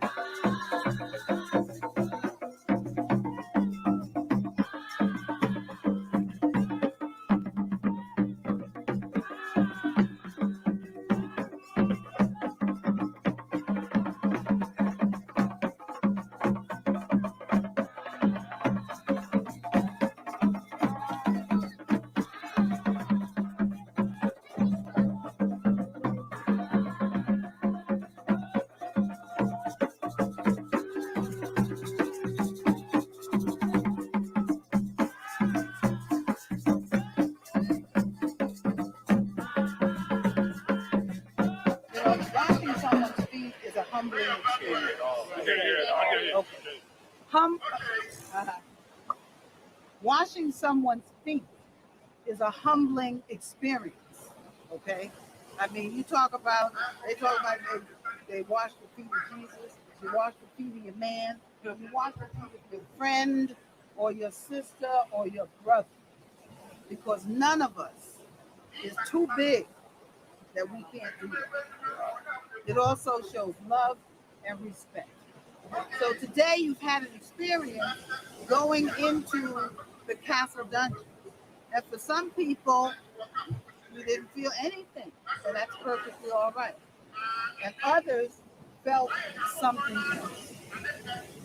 But what's most important more than anything else is that you have returned to the land of your ancestors and that you have touched the places where they were, so that you have in fact reconnected with the land of our motherland. So the purpose here in this circle, one, in giving thanks to the Almighty Creator for having blessed all of us to even be here today. Because with all of the things that are going on in America, the numbers of brothers and sisters and elders that we're losing, every last one of us standing here is blessed to be here, because it could have been all of us. So what we want to do is that we want to remember our ancestors, our families, our friends, those who've gone on before us.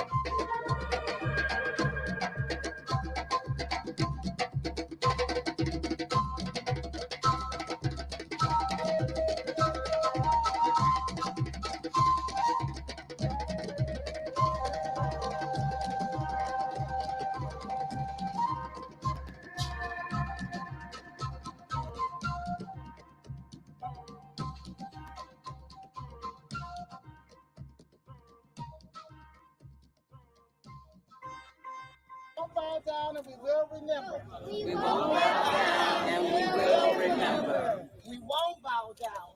We won't bow down and we will remember. Okay, go ahead. Everybody hold their hand up when these birds will go up. Think about the ones we have went before. That means a whole lot. These birds at some point in time will get together and leave together like we all should be. That's very important. Let's let these kids say it one more time. We won't bow down and we will remember.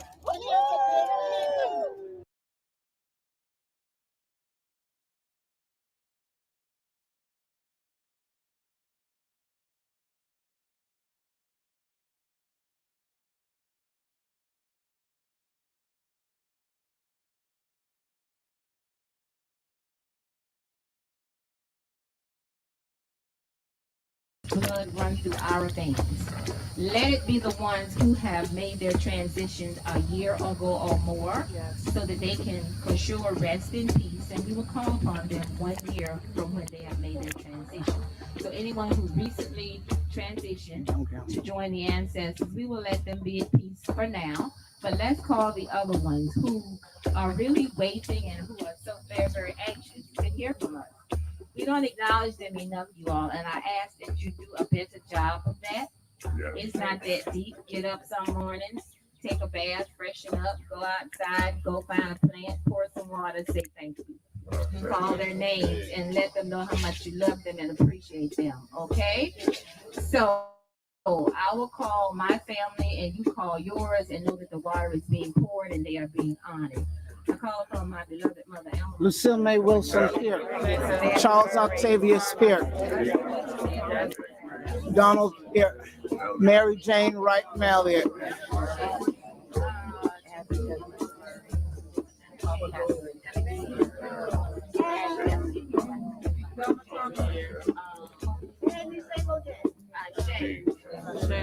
If the names are not coming to you, call the last names of all the clans that you know you belong to. I call upon the Gordons, the Gordons, the Browns, the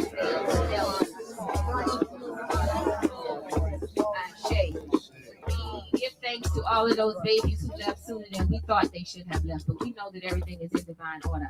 Ashe. We ask that as we have called you forth, we ask that. I wish you would call out all of your ancestors so we can praise them all and raise them up.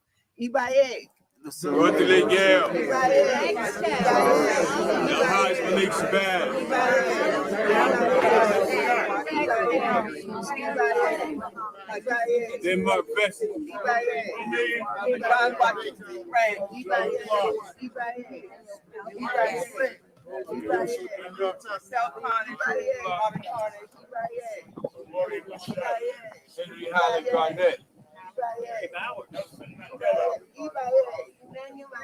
Martin Delaney, Robert Small, Edward Martin, Nikita Nesbitt, Mary Rockman,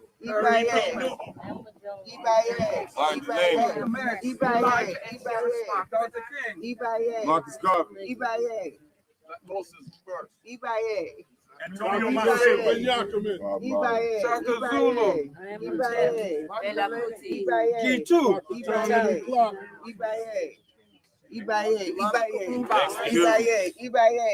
Madam C.J. Walker, Dr. Antonio Marcel, Ramsey II, Harriet Tubman, John Henry Clark, Dr. Ben,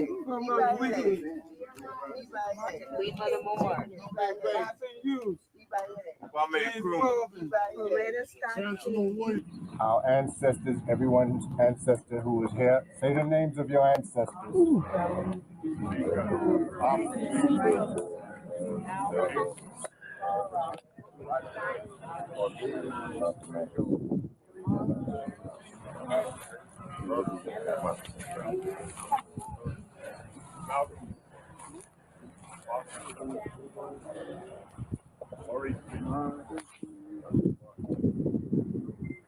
So in the name of your ancestors, many of them, Clark.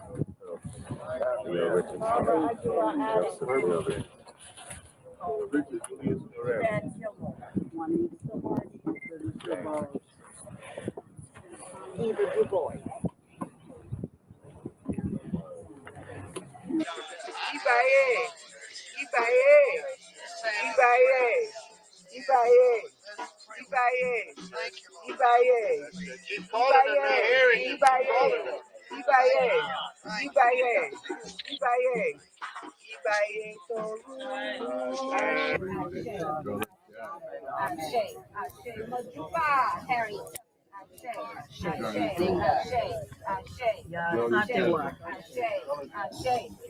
Queen Nanny,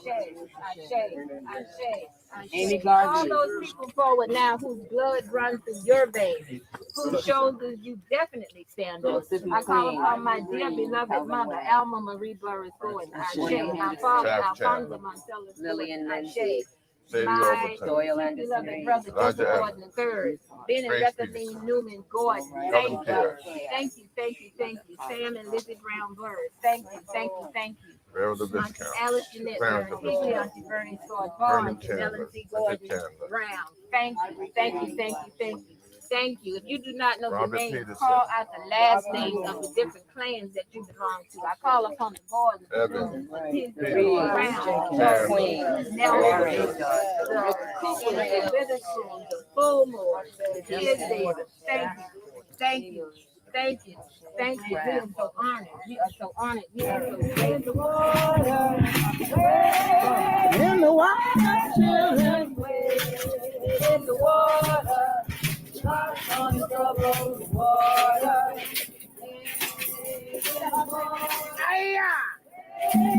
Yeah! Our baby's here.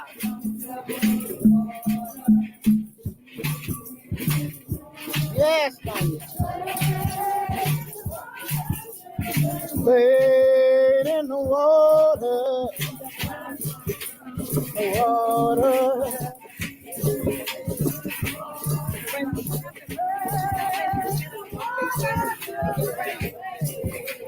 It's time. It's time. Come on. It is time. The village gathers. Everybody in the back. Come on. Full circle. Are you coming? Come on.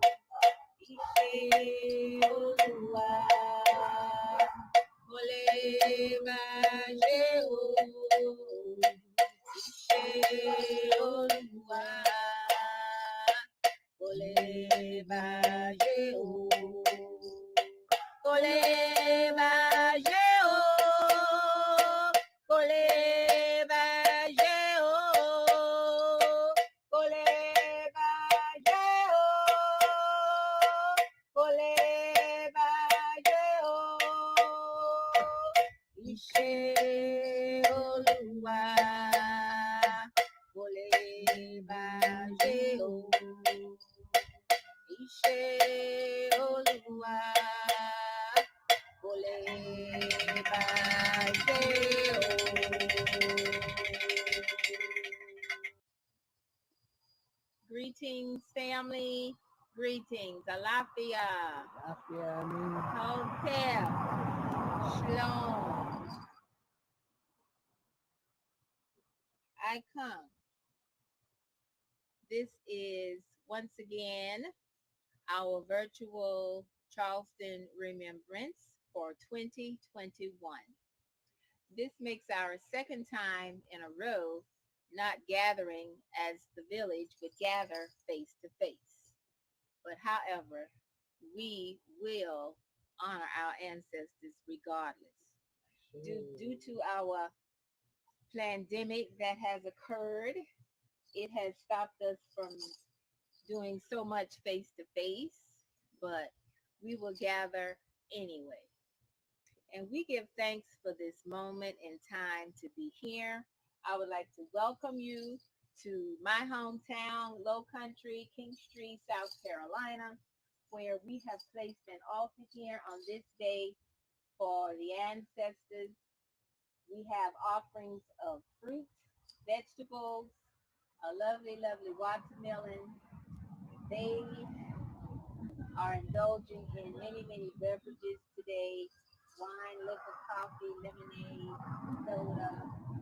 And we ask that all of this be accepted and all of it be well with you, Ashe. Ashe. We give thanks today to God the Almighty, to Oladumare, to Source Energy, Infinite Intelligence, to the Creator of all that there is. We give you thanks on this. Oshun wanu ola elfun layo, mam fatu sek, adjawa loma, sister, kudama, baby girl, little pearl, Yeah. PG, if we want to add the one from back in the day. Okay, Anyway, now. anyhow, thank you so much for allowing me to once again partake in this wonderful, wonderful experience, and I am so delighted and so grateful to be here.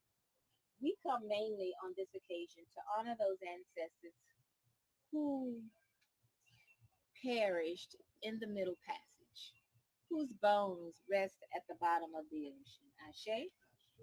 We give thanks to these ancestors because they are operating from a place of power.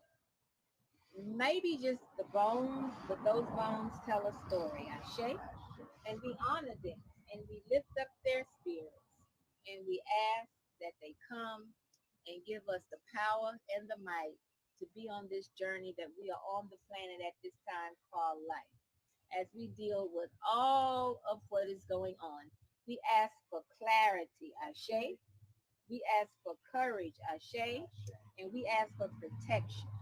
May you guide our heads, our hands, our hearts, and our feet. Give us insight. Give us wisdom. Give us intelligence, Ashe. We ask that you just protect us from any hurt, harm, or danger. We ask that you just guide us and show us the way to obtain optimum health and allow us to live long, quality, purposeful life. Ashe. We ask that you guide our words, our actions, our deeds, and all of our endeavors. Ashe. We ask that the ancestors that survived the Middle Passage and ended up in the different locations that they placed us, we ask that those ancestors and their spirits walk with us, guide us, and talk to us, and give us direction, give us insight, give us courage, and protect us as well. Ashe. We ask that the ancestors that were on those plantations working and toiling and doing everything that they have had to do, we ask that you come and be with us in this moment and throughout our journey called life. We call upon the men, the women, and the children. Ashe.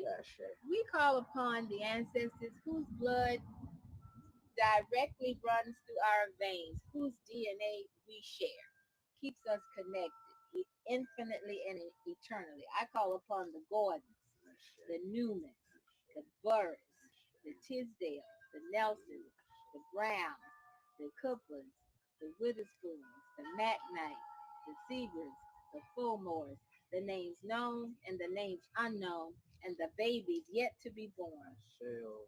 I ask that you come and walk with me and talk with me and continue to give me optimum health and vitality and long quality purposeful life.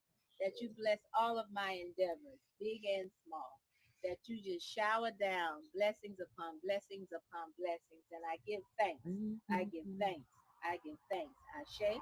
We call upon those ancestors who were those freedom fighters that fought for what was right.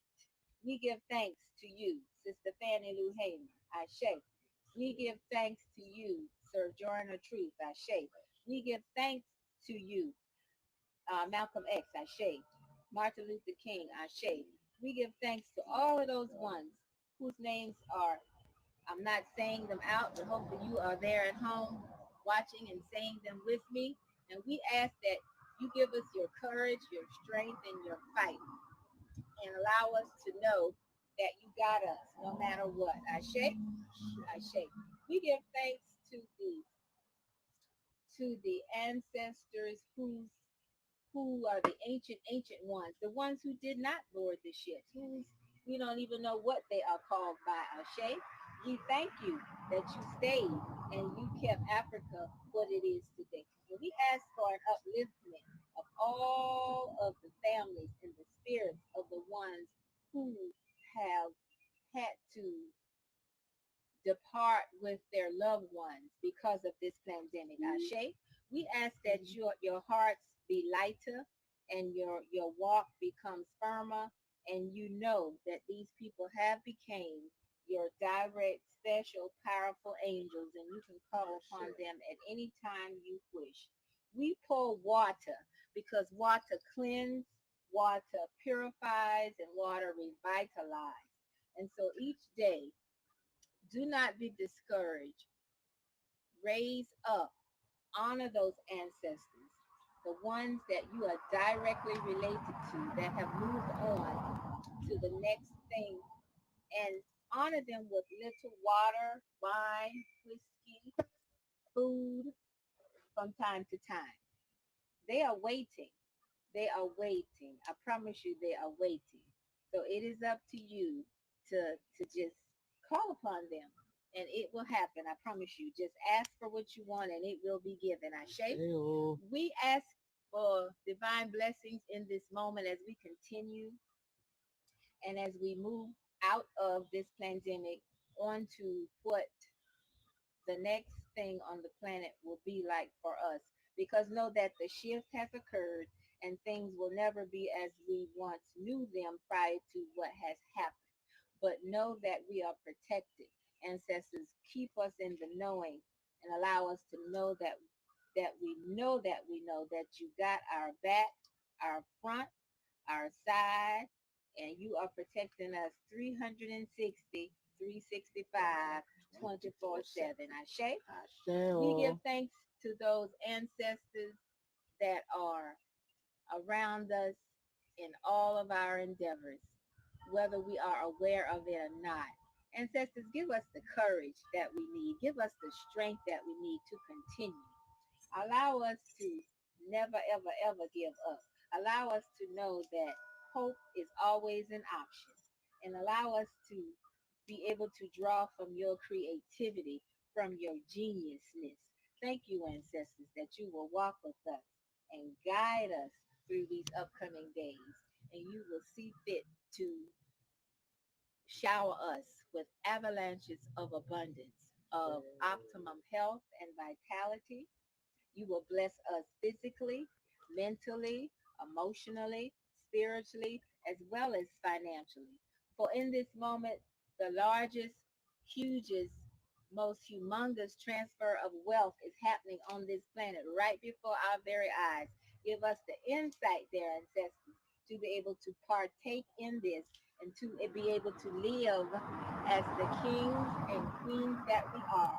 And Ashe, thank you, ancestors, that we are walking in abundance and that we are always in abundance, and prosperity is always around us, and we are able to have, do, and be whatever it is that we decide that we want for ourselves. Keep our minds strong, Ashe. Keep our hearts clear, and keep our thinking clear at all times. Give us whatever it is that we need in every given moment to be successful in all of our endeavors. Ancestors, we just want to thank you. We just want to thank you. We just want to thank you and show you all the gratitude we can show you each and every day. Ashe. Ashe. Ashe. Ashe. Ashe!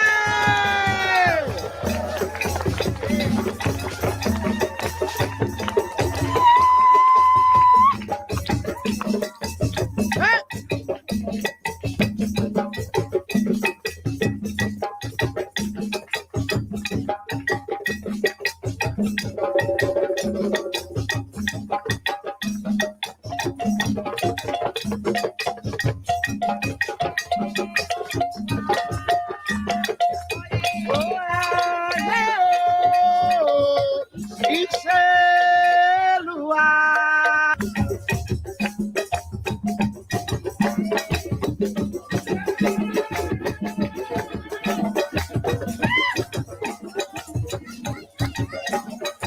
you help carry?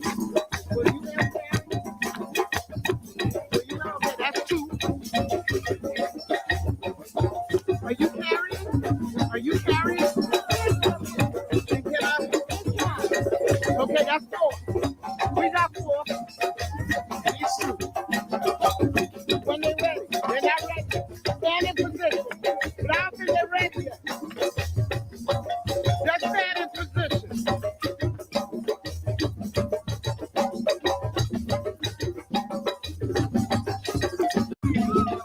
Go through there. Where you gonna go? Clear the way, please. Clear the way, please.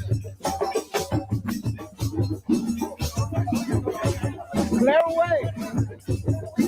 Clear the way, please. Your drummers are coming through. Yeah, they're coming right here.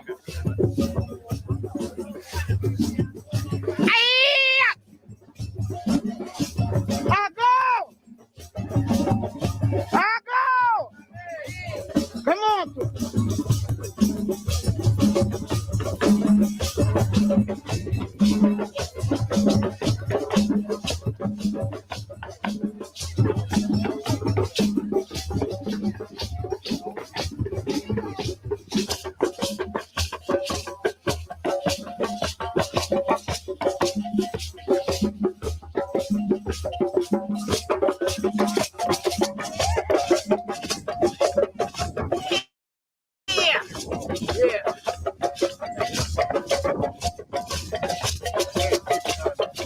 That's okay.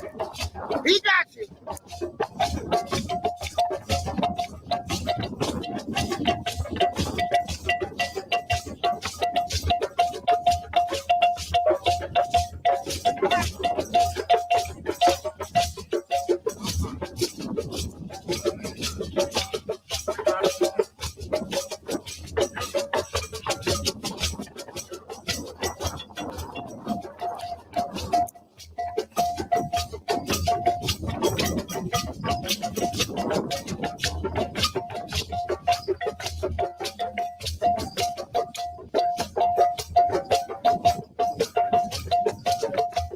Come on, folks.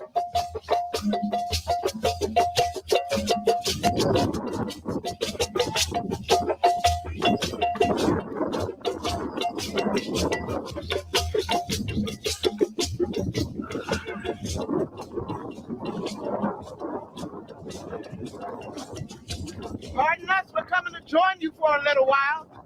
Just a little while.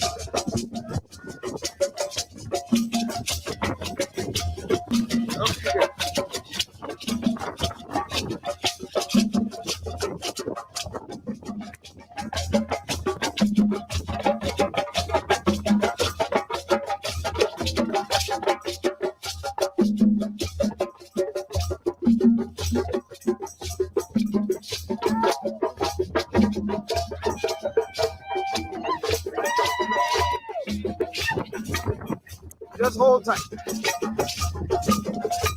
I can't give up my spot yet. Come on and fill around, folks.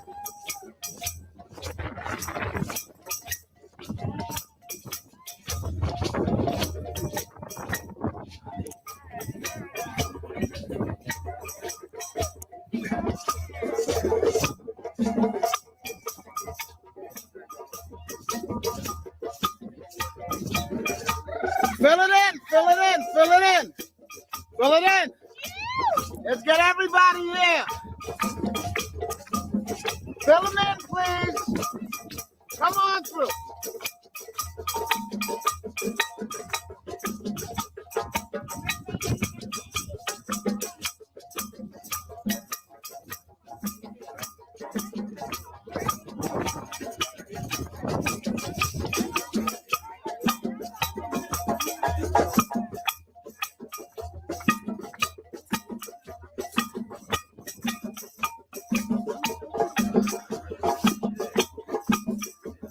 Uh-oh.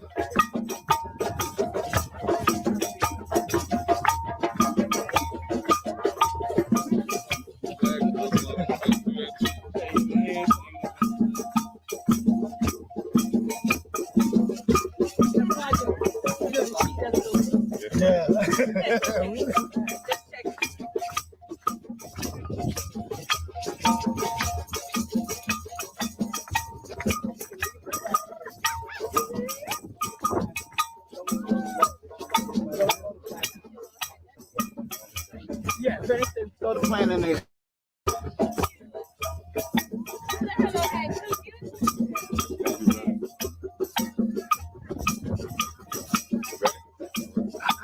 You haven't been instructed yet. I said you ready. You been? I said oh, we been ready. Do your thing.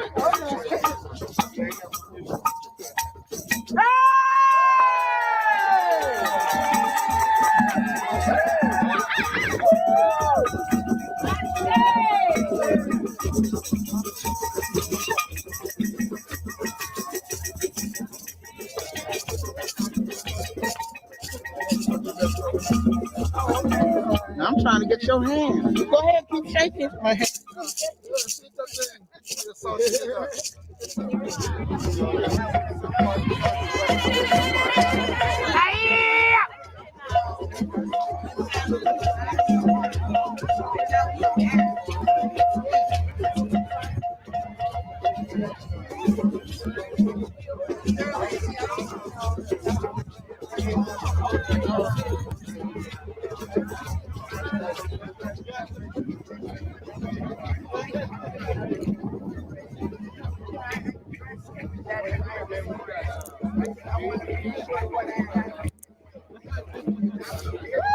Party. Come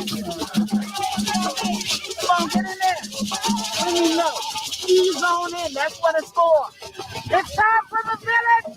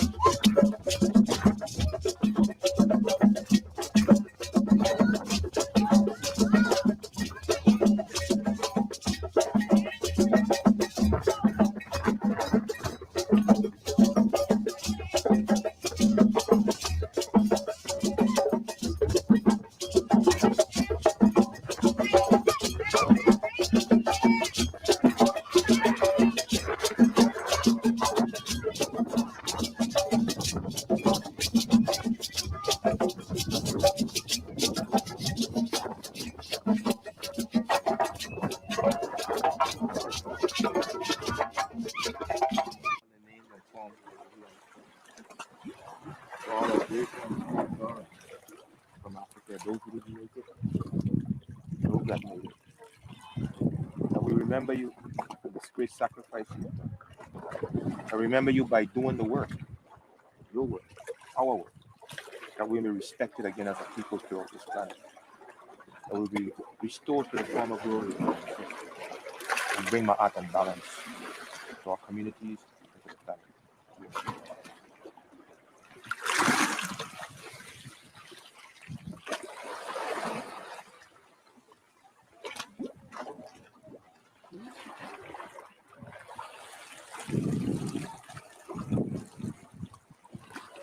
teacher.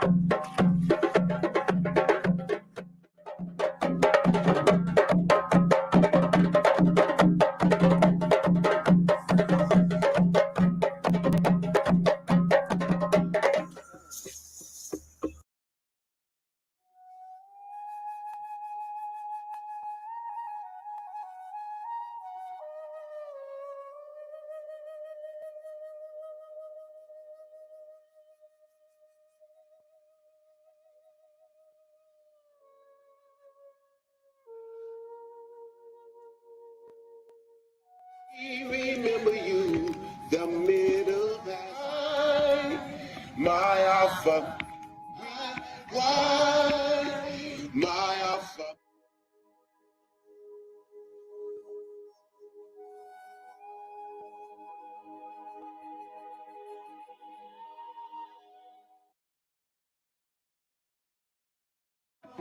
Hey Baba, hey bo. Hey Baba, hey bo. My baby, ya de de, ya. Ala pawa, ali shake ya. Pawa, ali shake My baby, ya de de. Ala pawa, ali shake Last time, my baby, ya de de.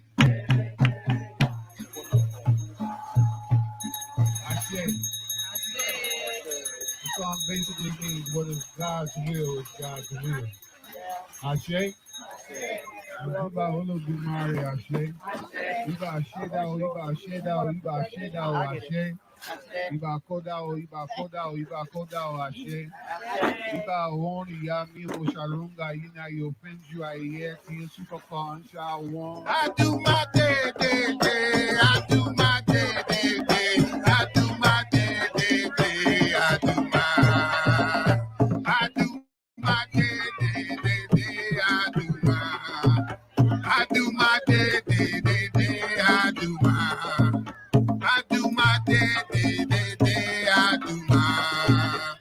do my day, day, day, day. I do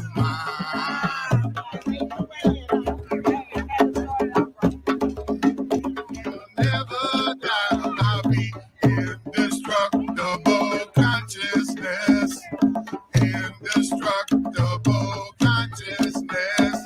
A body without a head ain't no good. Just like a tree without its roots, just can't be wood. Us, we, together we shine. But when you're doing your own thing, it ain't none of mine. It's time to rise. It's time to rise, black people. It's time.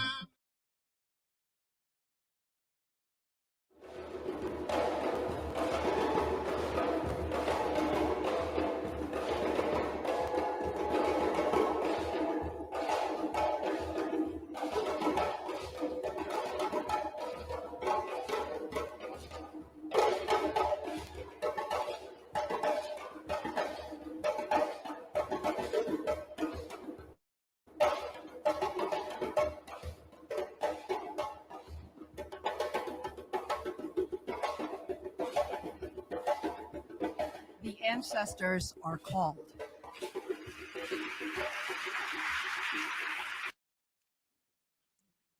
With this ceremony in particular, we open a door and invite these African ancestors to join us.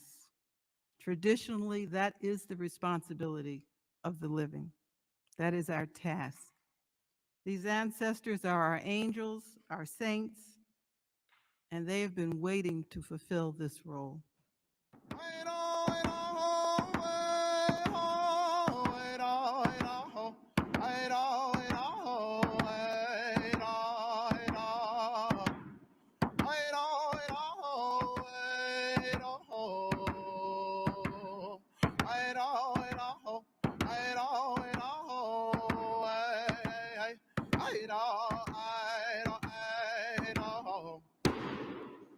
Katapatash.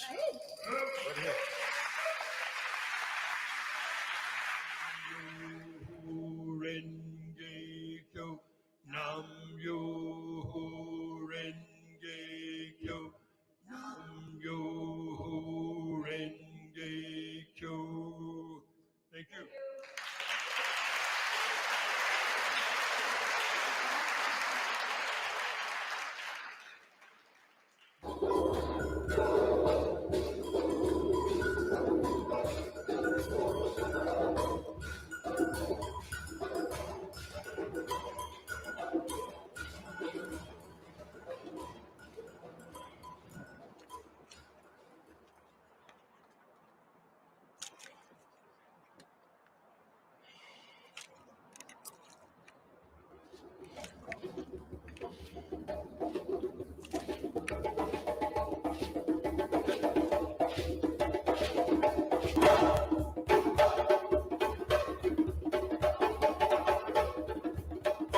When Black Lives Mattered and why we should be saving we. Our dear beloved ancestors, you have been the givers. So today, be the receivers.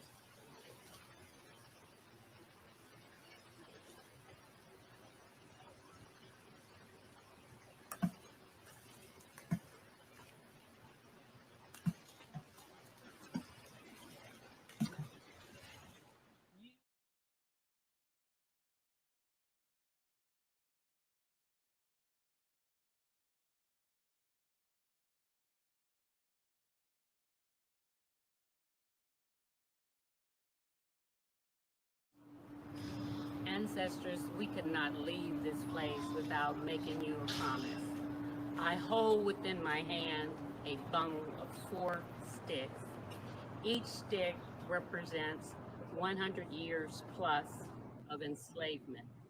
Each stick represents the 4 corners of the earth in which we were dispersed all over this world.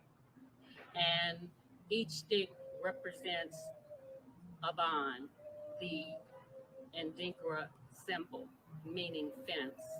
As you were dispersed around the world, ancestors, you were without love and protection, all of those things that we humans need. And today, our promise to you from this day forward is to recognize our connectedness and to make sure that each and every one of us, your children, grandchildren, and great-grandchildren, will provide a bond or a fence of protection for each other, love for each other, strength for each other, safety for each other. Ancestors, we thank you.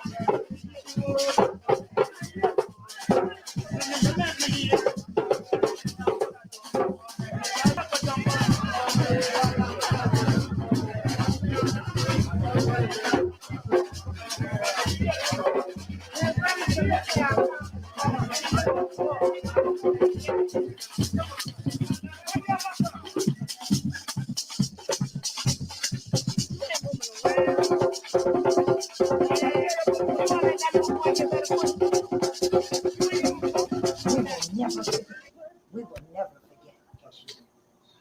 Thank you.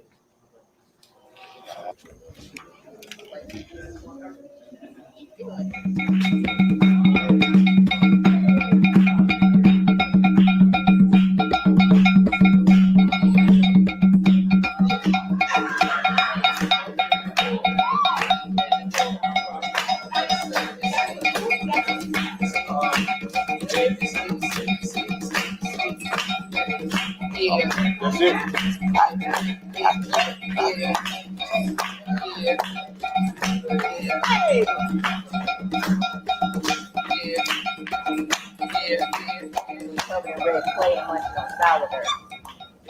My South is history. The survival of catastrophe after catastrophe, harboring true narratives of slaves freed behind hedge built-in heart's vicinity. Heritage keeps her heart beating. My South has country roads winding from her hairline to the tips of her toes, where you see more trees when traveling than concrete. They said, please remember, promise you will never forget. Our story must be told again, again,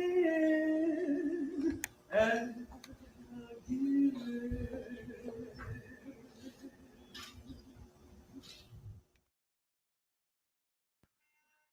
On July 3rd, the Ma'afa Celebration Committee will be sponsoring our annual Ma'afa Day of Remembrance celebration at the Rand Eastman Park at the shoreline. The following is a list of 10 reasons you should be there. Number 1, you will be blessed and uplifted by the ceremony. Number 2, you will learn something extraordinary about the African American experience. Number 3, you will see neighbors and loved ones there and meet and make old and new friends. Number 4, you will be able to contribute your thoughts as to how to make our community a better place to prosper. Number 5, you will be supporting solidarity and the oneness of humanity. Number 6, you will be reminded of the beauty of water, sand, sky, and earth. Number 7, you will demonstrate to the children and youth who attend how a caring community behaves. Number 8, you will be amazed at the talent and resources in our community. Number 9, you will be able to involve yourself in a positive community activity. Number 10, you will make those nameless Africans who perished in the Middle Passage and those named and unnamed Africans who lived and contributed to this country pleased that they have been remembered by your presence. Harambe.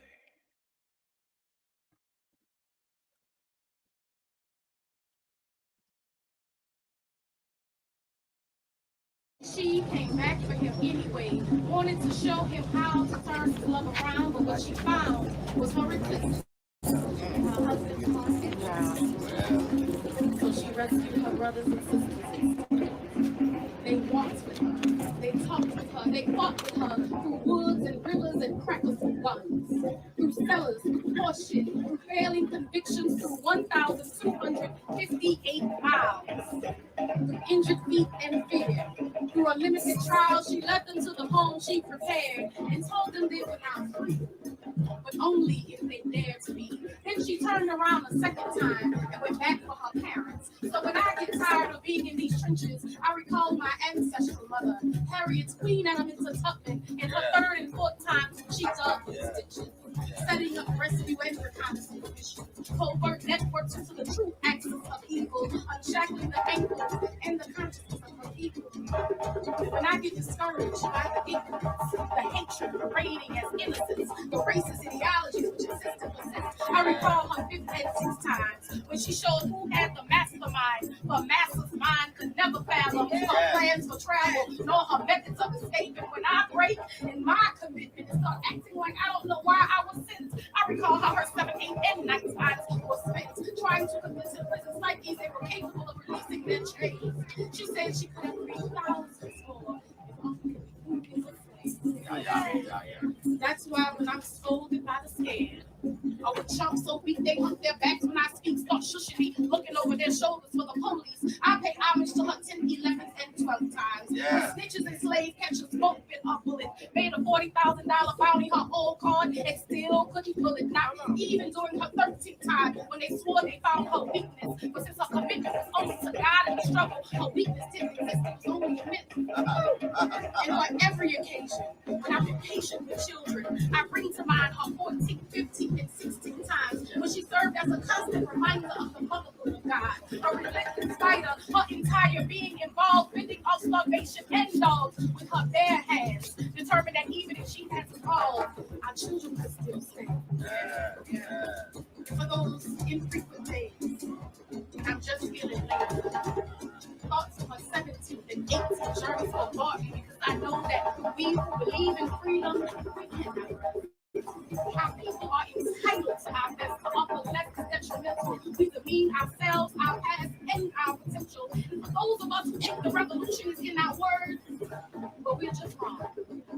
Most of us don't even have 19 well-crafted poems. We honor not our peers, our elders, nor our ancestors in the craft, spitting like we got a masterpiece when it's just a rough first draft. So when I suppose sometimes that I'll stop writing, thoughts of her 19th journey, they hit me like lightning. Because I know I was born to convince y'all. If we can't be serious about anything else, we've got to be serious about fighting. Hey.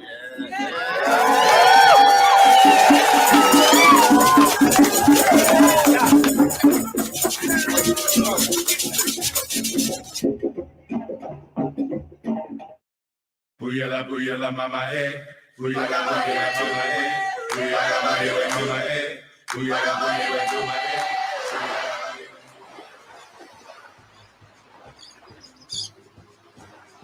I commend the Sankofa Project's forced efforts in recognizing the many contributions our ancestors made to American society. It was once said that those who do not remember the past are condemned to repeat it.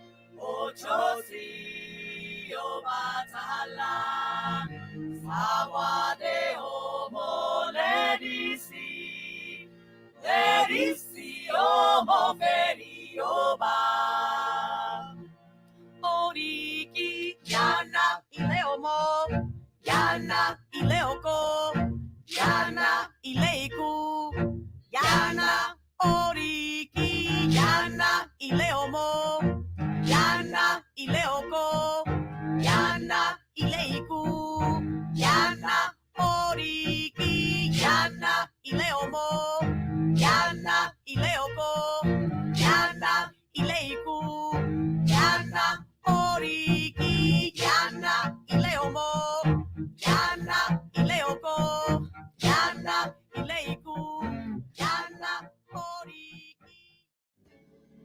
So let your body lose control. You know you are. Black history is my history at Avery Research Center. Learn more about your Black history at the Avery Research Center, opening soon.